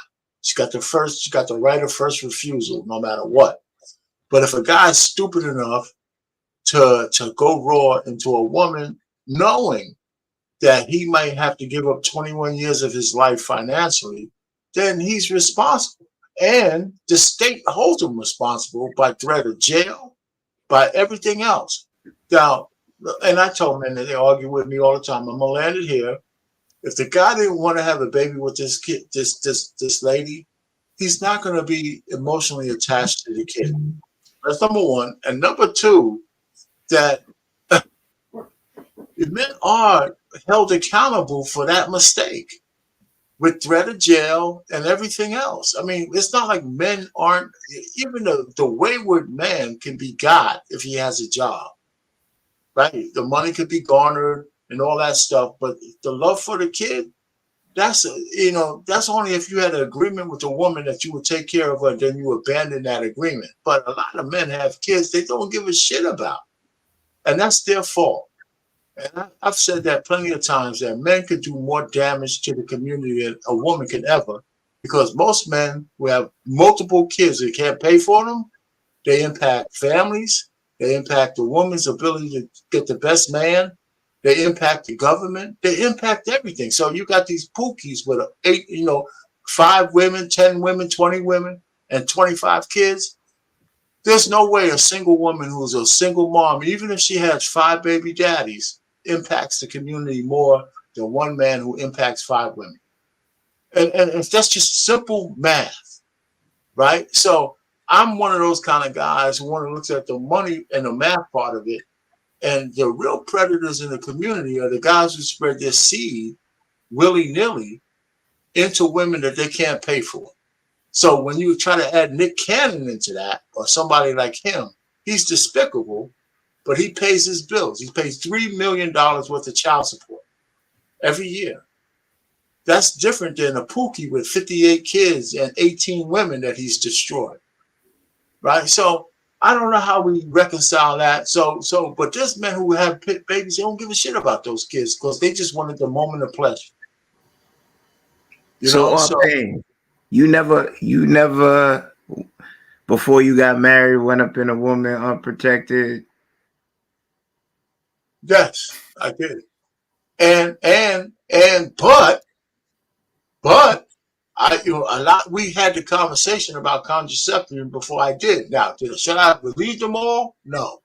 But I could tell you that I got lucky, because I've had those calls where the woman told me I missed, and I'm up, sleepless nights until I get the call where she says, okay, it finally came. And that's one of the cautionary tales I tell the young guys. You don't want that kind of call. I never told men not to have sex, even when they're young, if they're sexual age. I'm telling them, here's the consequence, and this is why you want to avoid that. So all I'm just trying to say is I'm trying to be real. It's this whole notion about dick discipline and abstinence and all that horse shit. that goes against the nature of man, right? So you tell Pain, them the our truth. pain. Yes. Long story short. Yes, sir. So you got lucky, or you'd be one of the despicable I got ones. blessed, probably.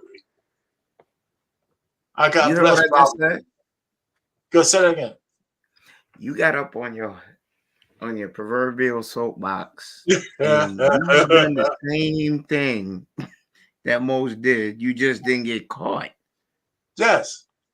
Okay, I digress. Yeah, I'm not trying to deny that. I had a pretty, but you know what? Here's the one thing, Ken, if you don't know about me, I actually liked all the women I had sex with. Well, I'm glad to know that. I'm just saying. I actually liked the women I had sex with. I swear. R-Pain, you going up wrong, them blow up dolls don't count, R-Pain. I just want to let you know you can't count that. No, I'm trying to tell you. I mean, I actually, that's the thing. When I hear these YouTube streets and guys just banging the honeys out, moving and all this kind of stuff, I mean, yeah. But I actually had some kind of connection to all the women I fooled around with. It's not like it was a million women. But like I said, my sex life was from 17 until 24, 25 when I met my wife, 26, something like that. And then I cut that off. So that's a small window, right? A window when I was a teenager, a window when I was in college, and a small window when I started working. Right? So, but the women that I encountered, I took a little bit from almost all of them. That's why I think that I know a little bit about the nature of women, because I absolutely wanted to learn what made these women tick when I was dealing with them. And the knowledge you can get other than just using them as pinatas and pork chops, it's invaluable. So I don't know about you guys, man. I swear, man. So when I met my wife, what you say, Nick? I'm telling you got the truth, man. I'm telling you the truth. Pinatas and pork chops. That's what I'm saying. A lot of guys just miss out because all they want is the box, man.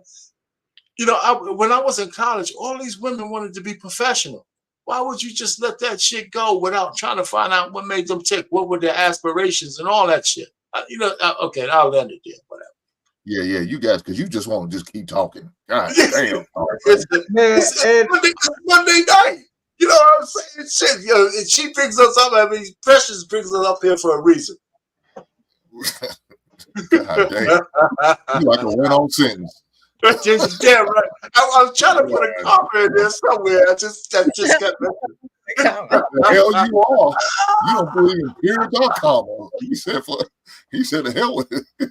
Well, that gets us into our last video of the evening. I'm going to put that up because we're talking about an honest man isn't always a righteous man. And I think that a lot of men are honest. They may be honest in their own way. There are some men who omit the truth. They just may not say it, or they just may not give you the truth or all of the details, I should say. Some men just give you what they want you to know, and so they can base their decisions off of that, but the woman is, pretty much left in the dark. So I'm going to play this next video, and I want to know what you guys have to think about this, because again, this is the men's panel, the men's perspective. Anybody can join the panel. It's not only for men, but it is rooted and has a foundation of a men's perspective in the world where I see men as leaders. And so I, don't mind listening to their perspectives, their thoughts about certain videos, and it helps us, and it helps the YouTube streets where we see a lot of drama and back and forth. I like having this conversation with the guys where we can just cool it and talk about certain things and get down to the nitty gritty of things, but really address some things too. So I'm going to put this video up and you guys let me know what you think. Manipulator in the sense that I knew that a manipulator in the sense that I knew that I didn't want anything serious with this woman.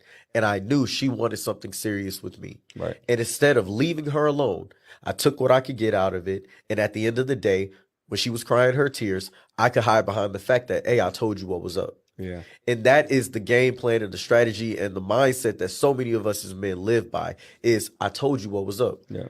How can I be wrong if I'm telling you the truth? Right. Well, the truth is, just because you're an honest man doesn't make you a righteous man. Right. Your actions make you righteous. Your actions make you moral. So just because you tell somebody the truth, but you still go and do the wrong thing, your honesty doesn't absolve you from your guilt. Right. That'd be like me telling somebody, hey, I'm just letting you know I'm probably going to kill you at the end of this podcast, Rex. And then I go do it. Do I get off the hook with God? Do I get off the hook with the jury? All right, King, I see you shaking your head. No. He said, just because you're an honest man doesn't make you a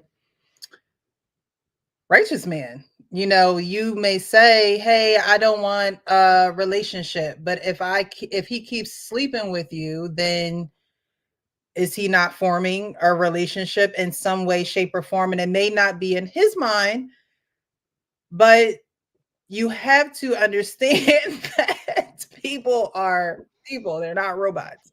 So men can think a lot more logically about certain things, but women don't necessarily go down that road that men would like to drag the woman down, because he's saying, hey, I don't want a relationship, yet I'm gonna still sleep with you. And while we say it's the woman's fault, while we say women need to choose better and need to be able to discern certain men of this nature, which I do agree, you do need to. But as a man, again, I see you guys as leaders. So if you can't be a leader enough to say, I don't want a relationship with her, I'm not even gonna mess with her. I'm not even gonna even act like, give her any notion that this is what it is, because I know what she wants. I know what she desires.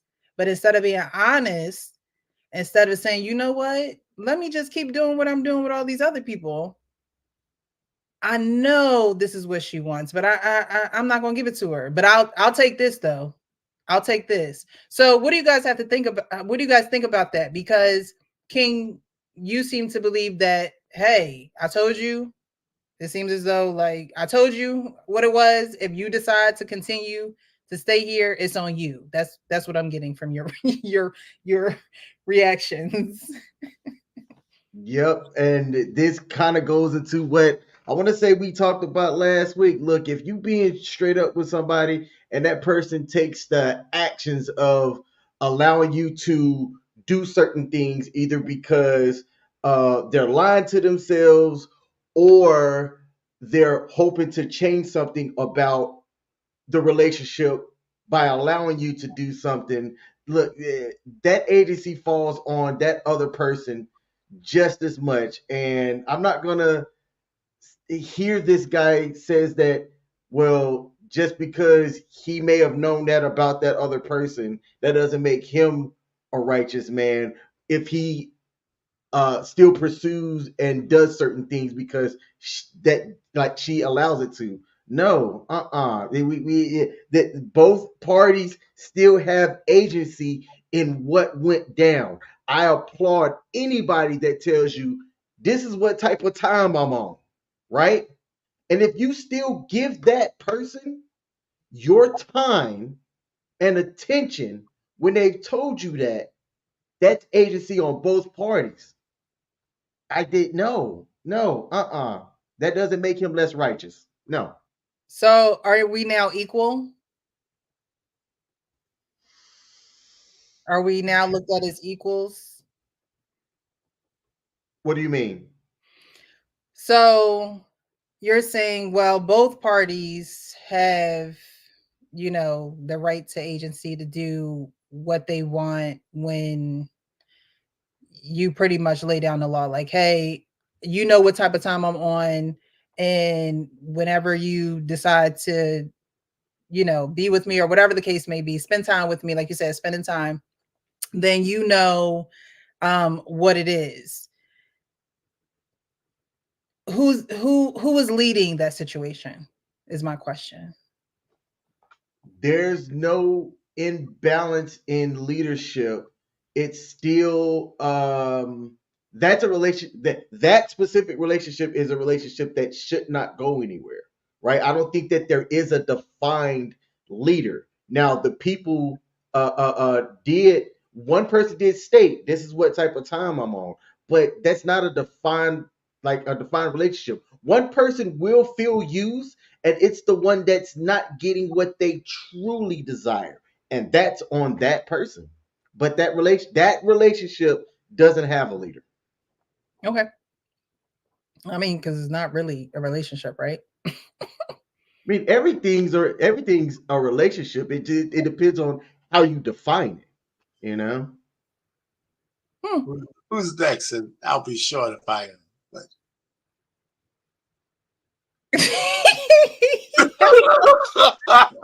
What do you say? Who's next? I just want to ask you his Oh, come on, Payne. Come on, Payne. Come on. Listen, I saw this interview for this guy. Listen, some men don't get this, right? And maybe he's one of them. If a woman invites you back more than twice or three times, you essentially own it. If she invites you back in her bedroom, one, she's telling you that she likes it. I don't give a shit what she says about, I understand we're friends with benefits. If you banging her out nice and she keeps banging you up, she's going to catch feelings. There's just no doubt about it. And every man who says he doesn't understand that is an idiot, right? So that's why, if you're going to do one night stands or whatever, you can't keep coming back. You keep coming back, a woman's going to get a different kind of understanding of your relationship, whether you verbalize that shit or not. And I don't give a stuff. I don't care whether you told her the truth beforehand. By you coming back, you're telling her something different. As far as she's getting a mixed message, yes, she is. Yes, she is. That makes her the idiot. That makes her the idiot. No, but the question on the floor is, are you a righteous man? The fact that you call yourself a righteous man, the only way you could even get away with that is if you're ignorant to the fact of your impact on the woman that you're banging out. And there's some men who might still be, that might be naive about that. But the average guy like Hank, who's banged out a lot of women, knows if he comes back 3 or 4 times, he owns it. In her mind, whether he wants to own it or not. So that's what you got to understand about women. We keep trying to give them this all bullshit deference. If a woman keeps inviting you back, you kind of de facto own it. She's in her mind. I'll give you a real world example. And I'm gonna land it here. Even with my wife, who's now, I finally said to her after we, were going together for that 3 months or so, we were having some relations. I said, you know what? I would like to at least call you my girlfriend. She said, I thought I already was. She said, I thought I already was. I said, yeah, you already are, but I just wanted to make it official. And we got engaged a couple of months later. But the point I'm just trying to say, women have this shit in their mind. If they're giving it to you, just like this whole notion of Derek Jeter used to have gift baskets in the trunk for the women he fooled around with, it was a myth. But the thing is, women expect something in exchange for the fruits of their body. They just do. Whether it's money, whether it's compassion, whether it's relationships, they expect something back. It's a natural inclination. I'll land it there.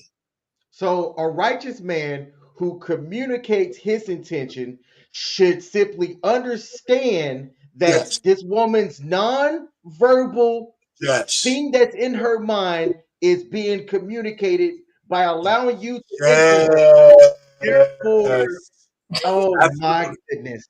Yes. Oh, man. Wait, King, say what you were saying. So you saying that in a woman's you said what was non-verbal? What was non-verbal? Because in the video he said that for a man, as a matter of fact, I'll just play it again because the man knows what the woman wants. It's not as if he doesn't know what she desires. So if I was hearing you right, King, but let me play it again. A manipulator in the sense that I knew that I didn't want anything serious with this woman. And I knew she wanted something serious with me. Right. And instead of leaving her alone, I took what I could get out of it. And at the end of the day, when she was crying her tears, I could hide behind the fact that, hey, I told you what was up. Yeah. And that is the game plan and the strategy and the mindset that so many of us as men live by is, I told you what was up. Yeah. How can I be wrong if I'm telling you the truth? Right. Well, the truth is, just because you're an honest man doesn't make you a righteous man. Right.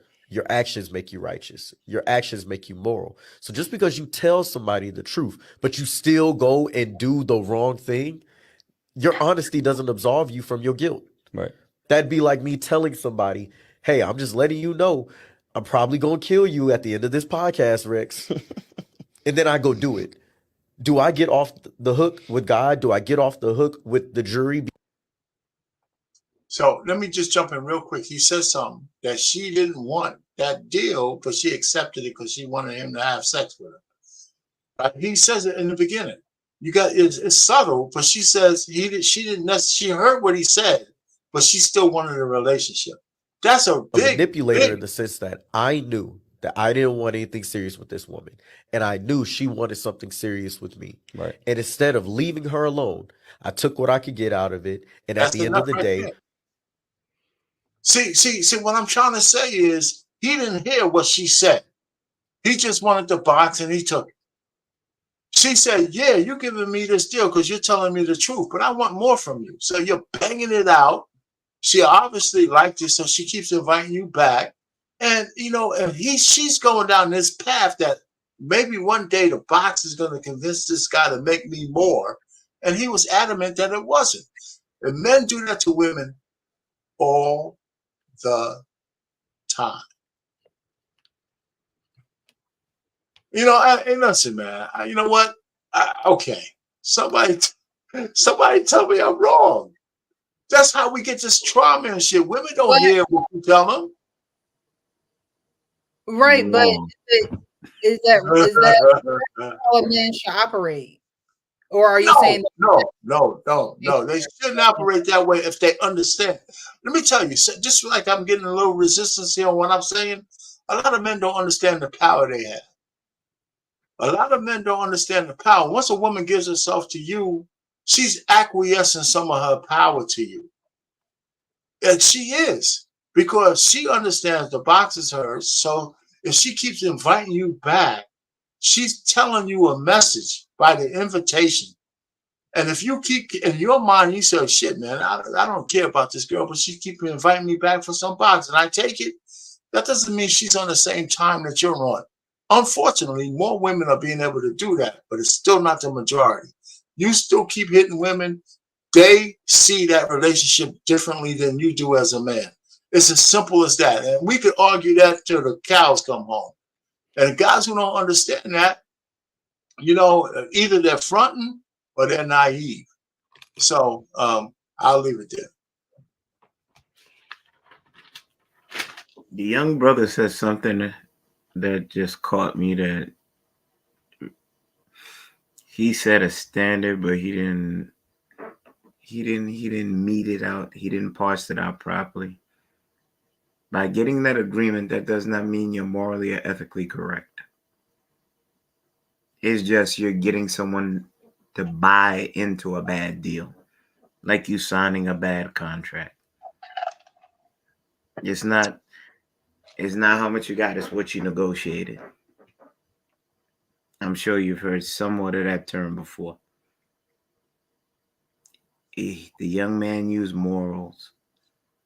That is not morally correct for you to do that, because at some point in time, he admitted himself, he uses that as the trump card.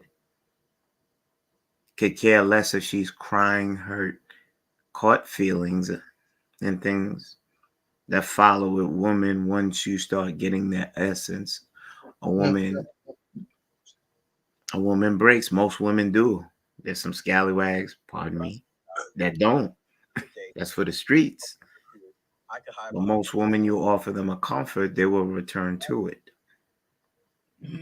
So him doing that makes him a coward. Oh my God. A young dude. So it doesn't matter that he told her the truth at all, right? That's what you're saying. So that means you didn't listen to the first part I said about morals and ethics. No, I could tell you the truth. but that doesn't make it morally or ethically correct. Oh, Jesus So Christ. he is truth. right. I'm not The saying he's wrong. He is right. He provided the contract for you to read. You adhered to it. So what Right. happens, happens. You standing there knowing that you had intent, that does not make you morally or ethically correct. That's all I'm stating. I didn't say it was wrong. You agree with me there. Either he was part. ignorant of the fact. You agree with me because you're stating either she was ignorant of the fact that he was taking advantage of her feelings, Which and that he did. he knowingly kept banging it out because she wanted more and he didn't. Even if he told her the truth, he took advantage of that. So I'll agree with you there. And most men are not that astute. Most men are ignorant of the fact that the power of a woman who actually gives herself to you and keeps inviting you back. I think a lot of men are ignorant of that. Maybe they're not. But I would like to give them deference that some men are ignorant because most men don't understand women at all. Right? Payne, would you be okay if your daughter was going through this shit? A man saying one thing. No, I don't. I wouldn't. But that doesn't change the fact that women do go through it. You know, that doesn't change that. Well, why would you agree to this shit? Like it's okay. I didn't say. Listen, I'm saying that the acknowledgement that a man who tells a woman the truth about their sexual relationship is not enough, because at some point, if she keeps inviting you back, your original agreement is null and void. That's all I'm saying. I'm not passing a moral judgment. Is the guy righteous? Probably not, because especially if he's aware of it. This guy sounds like he's aware of it, and he should have stopped fooling around with her and gave her some grace and let her alone. But he said he didn't do it, so he's wrong. So he wasn't righteous at some point. But I'm thinking most men are ignorant. That's why they make a lot of mistakes with women, because they keep banging them out and thinking that a woman's on the original agreement, and they're not. They're not. Man, look here, man. You saying one thing but doing the other. That's like me smoking crack too, man. Shit, you gotta stay away from the damn drug. But I'm still hitting that glass dick every goddamn day. Man. It's like compare women to a drug. Women are really they're really chaotic creatures. And you got to understand a little bit how they operate. Not all, but a lot. Especially when it comes to sex. I mean, we can sit down and argue. I will argue with you guys to the death. I will. You know, so go ahead, Sean. Anybody else? I'll take you on. Payne, you ever had some good? A woman can make you walk the street naked. No, that's not the point I'm making. You know, it doesn't mean that's the point I'm making. I'm talking about a man. Well, you're changing, you're moving the goalposts. You're talking about an agreement between. Yes, because we're starting out, and I'll end it here. I'm not gonna say any more precious. We're starting out when a man told a woman that I'm gonna bang you out, but it's nothing more than for the benefit, right? And she said, okay, even though I want more. And the fact that she told him I want more, he glossed right over that and kept talking. Because that one admission by the woman is that I want more, told him all he needed to know. That if he keeps begging it out, she's gonna get feelings. Pain. He never said, and I ain't feeling too well, so mind my voice. I'm sorry, brother. He never stated that she agreed. He said that he knew she wanted more. He didn't say that she knew that he was manipulating her. So let's really not put I didn't say that. You're saying that she said that she wanted more. That's what he said. Right. He said that she knew he wanted more.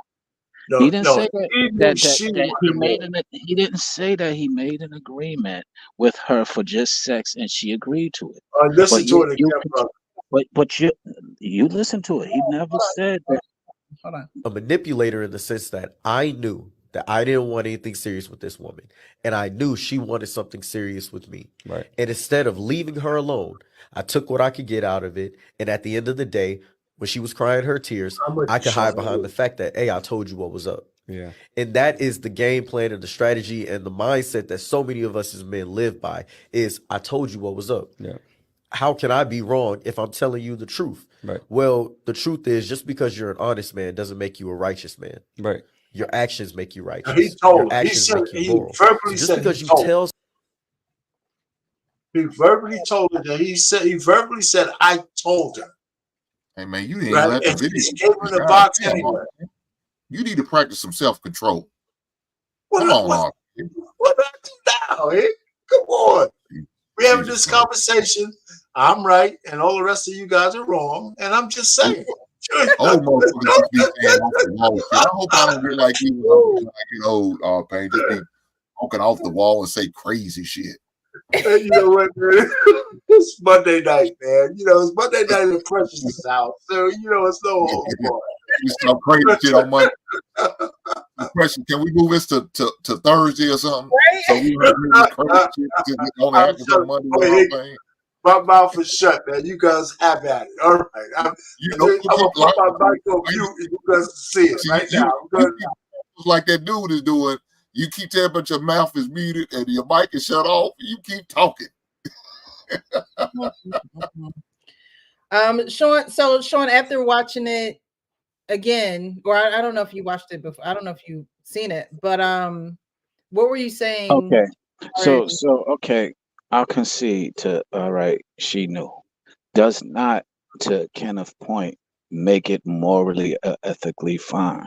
And the problem that I've always argue and debate with you specifically about, Payne, is that you sit there and defend some bull crap as if you don't understand it's bull crap, and you take the position that the bull crap is all right because men are doing it and it's just their nature and all of this other stuff. You say it's their nature to have it's their nature to want to but yet you're a committed man. So is it your nature, or is it you have discipline? Discipline is called going against what you naturally feel, not being unruly, not just being a wild child. So what is it? Are you disciplined, or are you, or should we have discipline, or should we have go by our nature? Which one? Land on one side of it. Are you asking me a question? Listen, I'm disciplined to the vows I took. I'm disciplined to the vows, and those vows don't go against my nature. You know why? Because my woman agreed to be my vessel for sex. I don't need 100 women. I just needed one. So the point is, so I don't think I violated my nature. I have a full-fledged lifetime woman who takes care of my needs. You know, all right. But the nature. So wait a minute now. I didn't say you have to. The nature is that we have to have sex with 1,000 different women. You implied that the nature is if you're attracted, it's your nature to want to have sex. That's what you implied. So you're attracted to more than your wife, I'm sure. No, hold on now. Don't move the goalposts now. I'm very clear. Do you find anyone else in this world outside of your wife attractive? Absolutely, and it's the okay. discipline. Wait a minute. No. You can't say okay. It's the discipline that keeps me faithful to my wife. So why can't nobody else have discipline except our Payne? Thank you, Sean. No, I didn't say that. No. We're talking about single women. Yes, you did, our Payne. Earlier, I know why Sean's single back men. on here. I'm talking about single men. I know why Sean's back on here, because when you said that earlier, I was like, wait, what? No, okay, you got to explain to me where I misspoke. Hank made me say a lot of stuff that I might not have. So let's get it straight. Let's get it straight. I never said that a married man is supposed to have sex with multiple women. I never said that. Well, the point that I'm making is you're putting this and you're standing on this soapbox of a married man as if a man as if a man who's not married cannot have morals and discipline. No, I didn't say that. I said a man who's not married who told a woman that, listen, all I want is the box, and she says, you know, I want more, but I'll give you the box anyway because you meet all my criteria.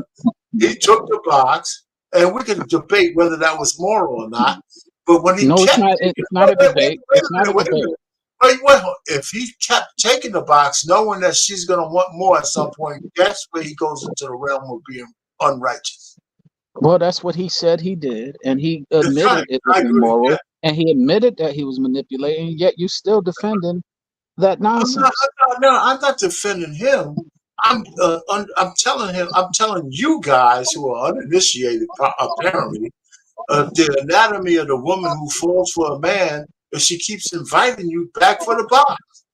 You know, so a lot of guys feign ignorance to the fact that if you keep banging out a woman, in her mind, you own it.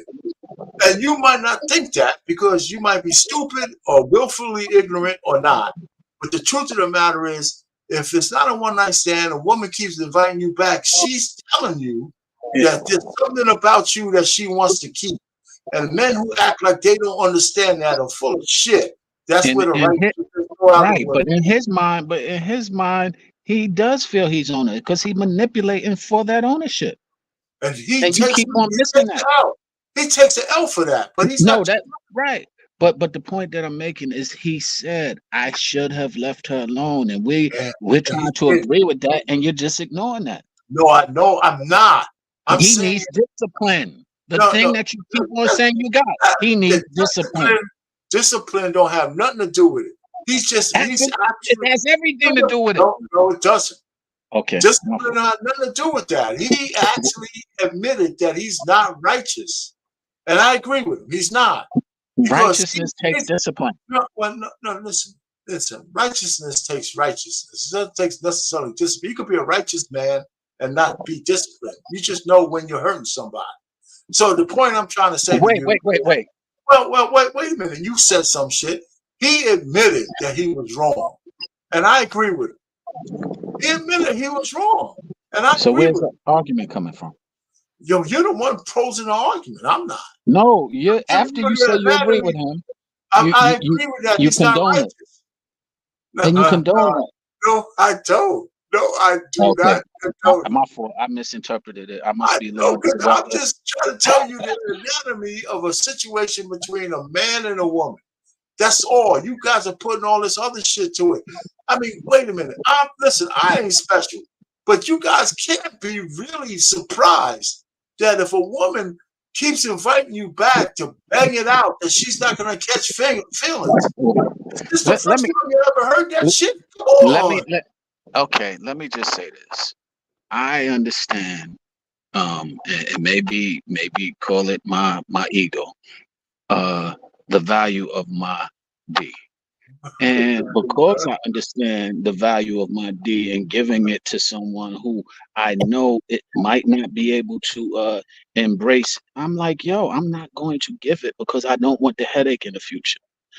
I don't want to be able to. I know she's going to want more. She says she wants more, and me go ahead because I just gotta get the cookie. No, that's where the discipline comes in. I agree, Sean. I don't disagree with what you just said. So you would be righteous in that situation. You'd be willing to give up the box because you have a higher call. And I'm saying that's halfway it. The point is, I'm just logical. I'm like, yo, if I give in to my temptation, because it ain't like I don't want the box. It's just the fact that I'm trying. I don't want to give into the temptation because the consequences to that can be something that I don't want to deal with in the future. Okay, so Sean, I agree with everything you just said, but I want you to answer one question for me. If you had to take a percentage, just a percentage, let's leave the emotions out of it. What percentage of men will actually have that discernment at the point of insertion? At the point, if you're at the point of insertion, you already No. See, you don't want to answer this. No, you haven't, because you could always turn around. At the point of insertion, you didn't say, let me put the tip in. You haven't put it in yet.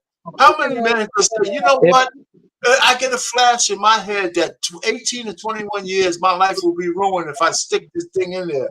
How many men will turn it down at the point of insertion right there and say, okay, you know what, honey? Wait a minute, Sean. Okay, honey, you know what?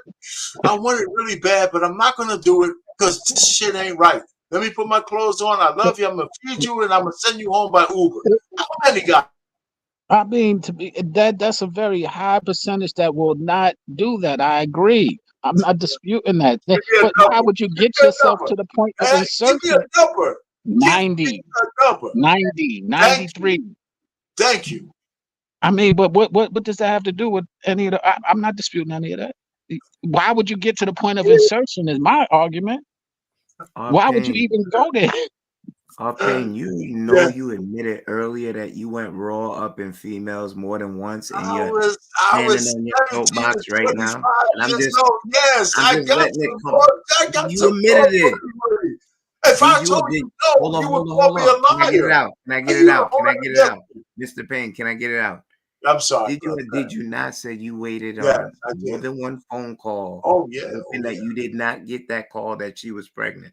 That's right. And I was happy as hell. So that means you're a habitual offender. So Yes, how I did your was. stance change now? Because I'm 65 fucking years old. Oh, It's so you fact. can talk. So you I'm can talk your age. 65 years old, man. This Oh, shit I okay. go through. Yo, listen. We evolve. Once I got married, all that shit was over. Right? So we evolve as human creatures. We understand. I read So Napoleon Hill that most men go through an age of sexual transmutation where they start to look at achievement, the energy they took to get boxed, they put it into achievement of more important things. That's why most men get successful after they're 35 and 40 years old. There's a reason for that. We're not I worrying get about getting that. laid. We're trying I to do get things that's more productive. And listen, I all I'm get that. just But your judgment, you're being very judgmental. yes, I am. Yes, I am. Oh, you Yes, admit it. I Okay, am. all right. I digress. Yes, I am, man. I could judge men. I could judge men because I think I used to be one of them. I think I still am. Holy shit. You gotta wait till they turn 65 to be righteous. Oh, I'm righteous now. You know, me and my wife, You gotta remember. me and my wife, we Remember, if take you're a up man. things. Listen, I hear you. I hear where you guys are coming from. I'm not condemning I look anybody. forward to when I turn 65 to act like you and talk like you are paying and collect the goddamn Social Security check. Is this what I got to look forward to? God damn. Hey, all you're gonna say is if my shit still works, it don't matter what kind of check I'm that's all you care about. At 65, if you wake up in the morning, you got a Woody from time to time, you're happy. Hey man, you need to be a goddamn crazy check too, because you sound it. Listen, all I'm trying to do is help you guys out understand the anatomy of a woman. You know, I got a lot of And we're trying to help you out. We're trying to help Keep you that. I out. don't want your help, all pain. I'll be there. I'd rather be out there alone. We're trying to help you out to understand the anatomy of a man. First of all, oh yeah, I hear you. That's a good shot. I like that. I don't know about that one. That's a good one. You can You know, keep that. Oh man. You know, I would say that was a cheap shot, but I think that's a good one. But you guys know I understand the anatomy of man and how impact on women. Oh man. Yeah, it was a You're a troublemaker, Precious. You're a troublemaker. Why you got me hanging out here on the cliff against all the men on the panel? You know, and all this stuff. Nah, we done walked you off the cliff with your cane and everything. You just said, "The hell with y'all! I'm going back over there. I'm going back to that cliff." Yeah, well, you know, I was falling down. There was a little tree limb, and my cane caught me. You know, so I'm still hanging and shit. Oh man, like in the movie. You know what, Pay? Yeah, I really admire that you are actually a real good guy, and I admire you know, the relationship that you have with your wife. But when you come on and defend some of these boys that haven't matured into men, and I'm not talking about their age, is where I conflict with you, because it doesn't matter about an age. It just matters about a mentality, and what we've been talking about this evening is just a lot of young men mentalities. And you're an older man. We're expecting you to kind of give us. I should be the one arguing your points of view. I'm single. I'm younger than you. Not. I'm probably the second oldest, but I'm younger than you. So I should be arguing that. I should be landing my plane and taking off and landing it again. But you know, What I'm trying to say to you is that, but by my understanding of where these guys are at does not mean I agree. And so that's a lot of people don't get that right. Understanding and agreement are two very distinct, different things. You know, so and we get lost in that. You know, so just the last guy, I understand where he's coming from, and I believe he lost his righteousness by knowingly keep going back to a woman he knows is catching feelings. That's where he went wrong. But he was right in the beginning by telling her the truth. But he either knew and just disregarded the fact that if you keep going back to a woman once, twice, three times, in her mind, you kind of own it. You kind of own it. I mean, come on, guys. okay, well, I hear you, but it kind of reminds me of a bullying thing. When you know you can take advantage of somebody, so you just do it because. That's and why you he do lost it his because right. you need money. You do it because you need money. You do it because you like to posture, and it's just not right. And you don't go in and just because you can, you know somebody's afraid of you and you can take their money. You don't go and rob them every day just because you can. I agree with you. I do. That's why he lost his righteousness. I agree with that. If the question is, can he still be righteous? No. When he knowingly has taken advantage of a woman who's catching feelings, his righteousness is gone. I will see. Hey, Pat and Sean, we appreciate your back and forth, but I think we're gonna wrap it up here. Thank you, Hank. Thank you, Hank. Thank you. Ain't always the voice of reason for us old folks. Hey, White School Podcast, I see. Yeah, I think in this situation, you know, women already think that men only want them for one reason anyway, because as our pain is eloquently stated tonight, that is just the mission of a man, right? I mean, you get to a certain age that your mission becomes something greater than you. Your mission becomes something bigger than you. And so the thing about the honest versus the righteous is that, you know, you may be honest. You may say, okay, I don't want a relationship and things of that nature. But at the same time, you're also not revealing your true intent, because I mean, for all that, you might as well. I know we ask this question a lot, but it's like, why don't y'all pay the sex workers? It's like, it got to be more than just the sex, because if it was just sex, then you would go pay a sex worker. So there's something that a man doesn't want to admit either, that he likes continuing to go back. He don't want nothing serious, but you're continuing to go back too. If you don't want anything serious and you know this woman does, keep it moving. Because again, we talking about the community. We're talking about the community. You're part of the community as a Black man. If you're going to trick and manipulate and try to lie your way with Black women, then you are giving them, you're giving them, remember, men are givers and women are multipliers. You're giving them a false sense of the relationship that you continue to stay in, but say that you don't want. So that's where you have your questions and things of that nature that continue to cycle, because you're not really being honest with what you want. If you really didn't want a relationship, you wouldn't even start having sex with a woman. Honestly, go and pay a sex worker.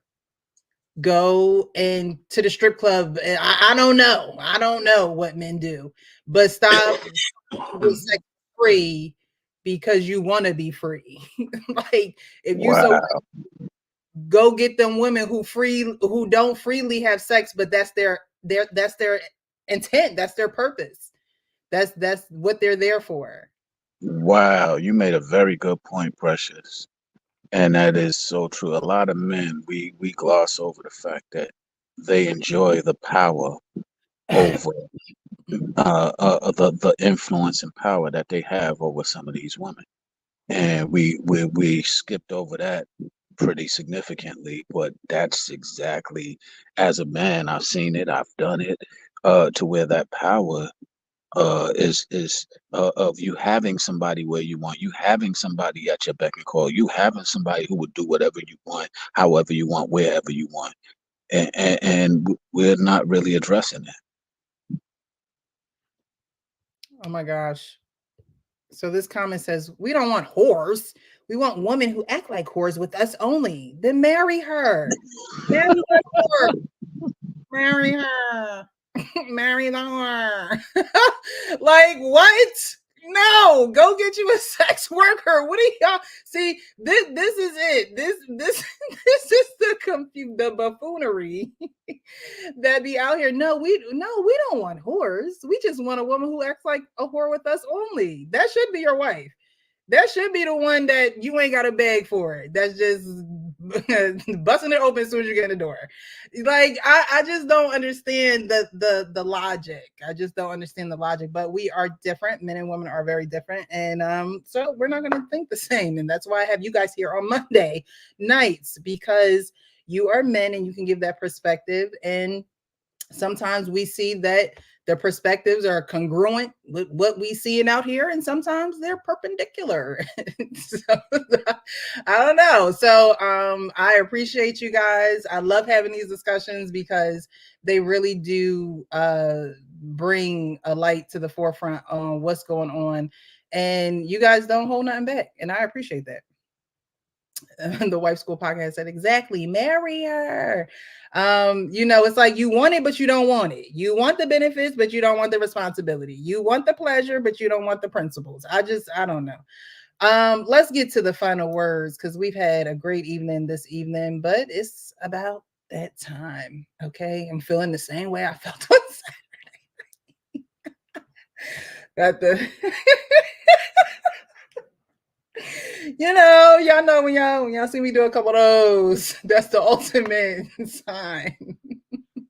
But this has been a great evening. I'm gonna do the final words. We're gonna start with our pain. We're gonna go around. Sean, thanks for coming back on the panel. Up to Kenny P and end with the actual King Smith. But we're gonna do the final thoughts right now. All right. So our pain, final thoughts, sir. Yeah, it's just real quick. Listen, I like the conversation tonight. And listen, the first guy, I sound like I'm defending him. He's deplorable. He's all these kind of things. And yeah, I agree with you. But the last guy about him not being righteous and all that kind of stuff, I agree with that. He wasn't righteous because he knew that by continuing to come back to the chick who wanted more, even though he told her the truth, he was wrong. But the larger issue is with most men, if you're ignorant of the fact that if a woman invites you back into her bedroom, a regular woman, not the chicks who have a Rolodex and Wednesday night is your night. But a lot of women are not like that. Just thank God for humanity that most women are not like that. I believe that. If you're going back on a regular basis, you own it, because she has more feelings for you than you might want to admit. And if you get her pregnant, that's where all the trauma comes from. If you don't want a baby and she keeps it, right? So if you raw dogging a chick like that, you're wrong. Your righteousness goes out the window, and you can start out by liking this woman, but always wearing a condom and telling them, unless we elevate our relationship, I'm keeping this shit on. Right? So now she has a choice. So I'm just saying, men have a part to play in this, but by no circumstances will I ever agree, even with all the simps on the panel, that a man is responsible for a woman's bodies. We're not. Women absolutely control the sexual marketplace, and we playing it the best way we know how. I'll land it there.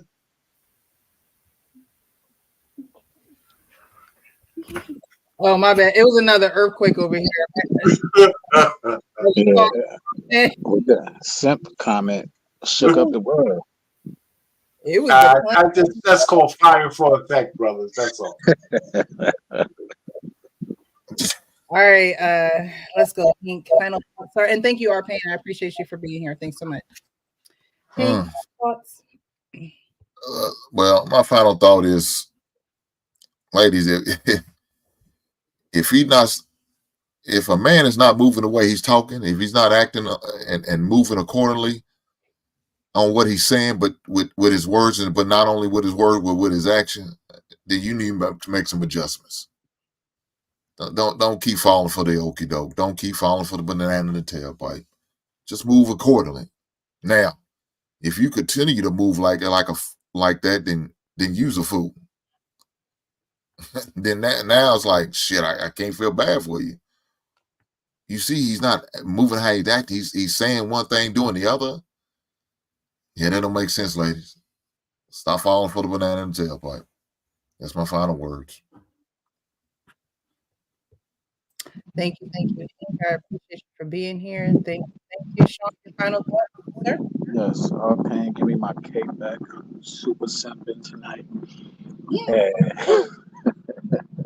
My final words, control your emotions. Don't let your emotions control you, both men and women.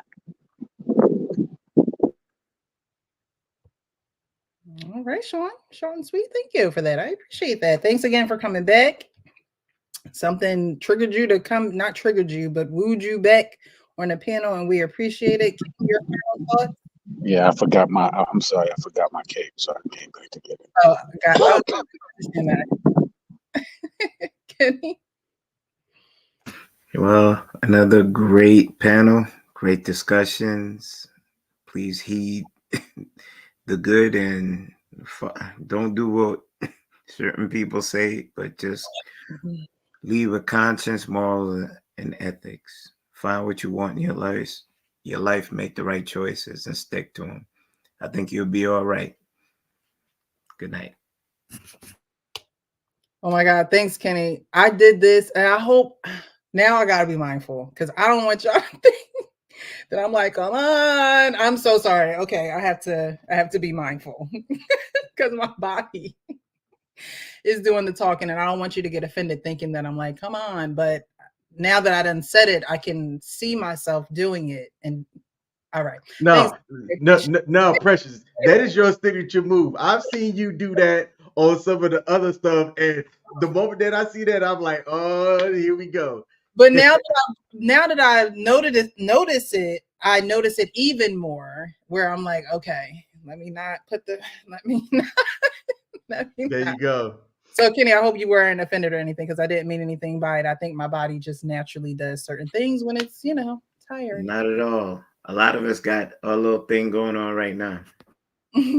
But I appreciate you for being here. Thank you so much. Great Monday with you guys. All right, Actual King Smith, my co-host, final thoughts, sir. Oh, man. For those of y'all that are new to the Monday Night Men's panel, Real Precious, Mr. Arpain in his 60s, respectable 37 years of marriage, sir? Man, that is to be respected. That is rare air. Okay. Yet, man, I can rock with you on some things. And then to me, I hear some contradictory things that make me wonder, like, what is he talking about? Example, you said that women control access to sex. That is a statement that I also agree with. Yet, when I said that, if a man is saying what type of time that he's on, but he knows that this woman wants more, yet he doesn't want more, but she still gives him access to the cookie, I don't see where that man is wrong in his agency in what he's out here doing. Is it Righteous? I would say no. I would say no. He's not wrong, but speaking to the righteousness of it, it's not. Yet the way you make it sound makes it sound as though he's wrong too, and that he's not understanding women's nature. And I don't understand that because it sounds contradictory the way you say it. That's where I'm going to stop. Thank you for having me on, Precious. Thank you all. Thank you. Thank you. Thank you. Thank you, King. I appreciate you. Been rocking with me for a while now. Final thoughts. So righteous is morally right or justifiable, virtuous. It also means very good, excellent, right? So I think that righteous men get married. Get whatever. I think righteous men get married because they know that they have to make decisions that are going to affect her, him, maybe kids, everybody. So when you say, is he honest or is he righteous? I honestly think that only a righteous man can truly get married. And women need to know the difference between the two. And women need to close the door sooner than they do. We about to do a little Dr. Seuss up in here for final thoughts. Okay. We need to be able to recognize he don't want marriage. I ain't even talking to him. Y'all talk about the insertion. No, women, keep it moving. Don't even entertain. Don't even entertain, because a man is going to, an honest man will be honest with you, but he's still going to take what he can because of greed, because of entitlement, maybe. He just want to be deceitful in some areas. In some areas, he's being honest. But his actions are going to tell you everything that you need to know. And so women need to see these actions and say, you know what? That's not what I want. That's not what I want. So I'm not going to continue to play this game with him, because he'll play as long as I allow him to.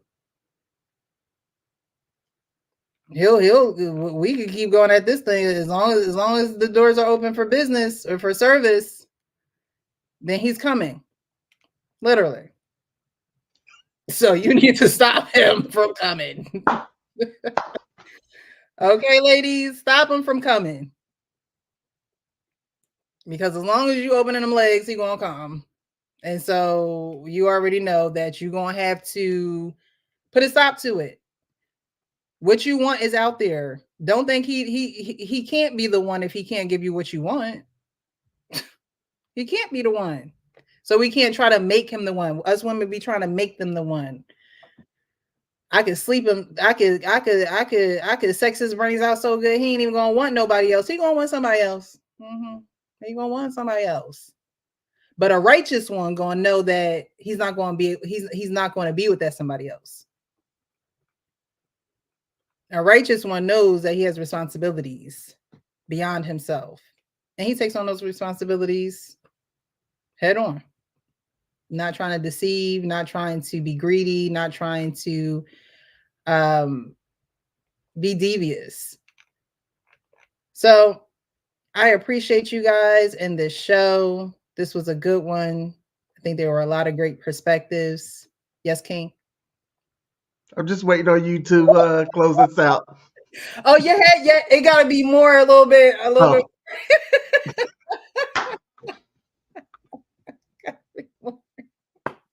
See, I didn't know the signal because the head wasn't talking. All right, so thank you guys. Be real with yourself so you can be real with others. Check me and Lady Di out on Wednesday. We'll be here at 7-ish. All right, and hit that like button on the way out. Subscribe. Share this video with somebody. I appreciate y'all. Bye-bye.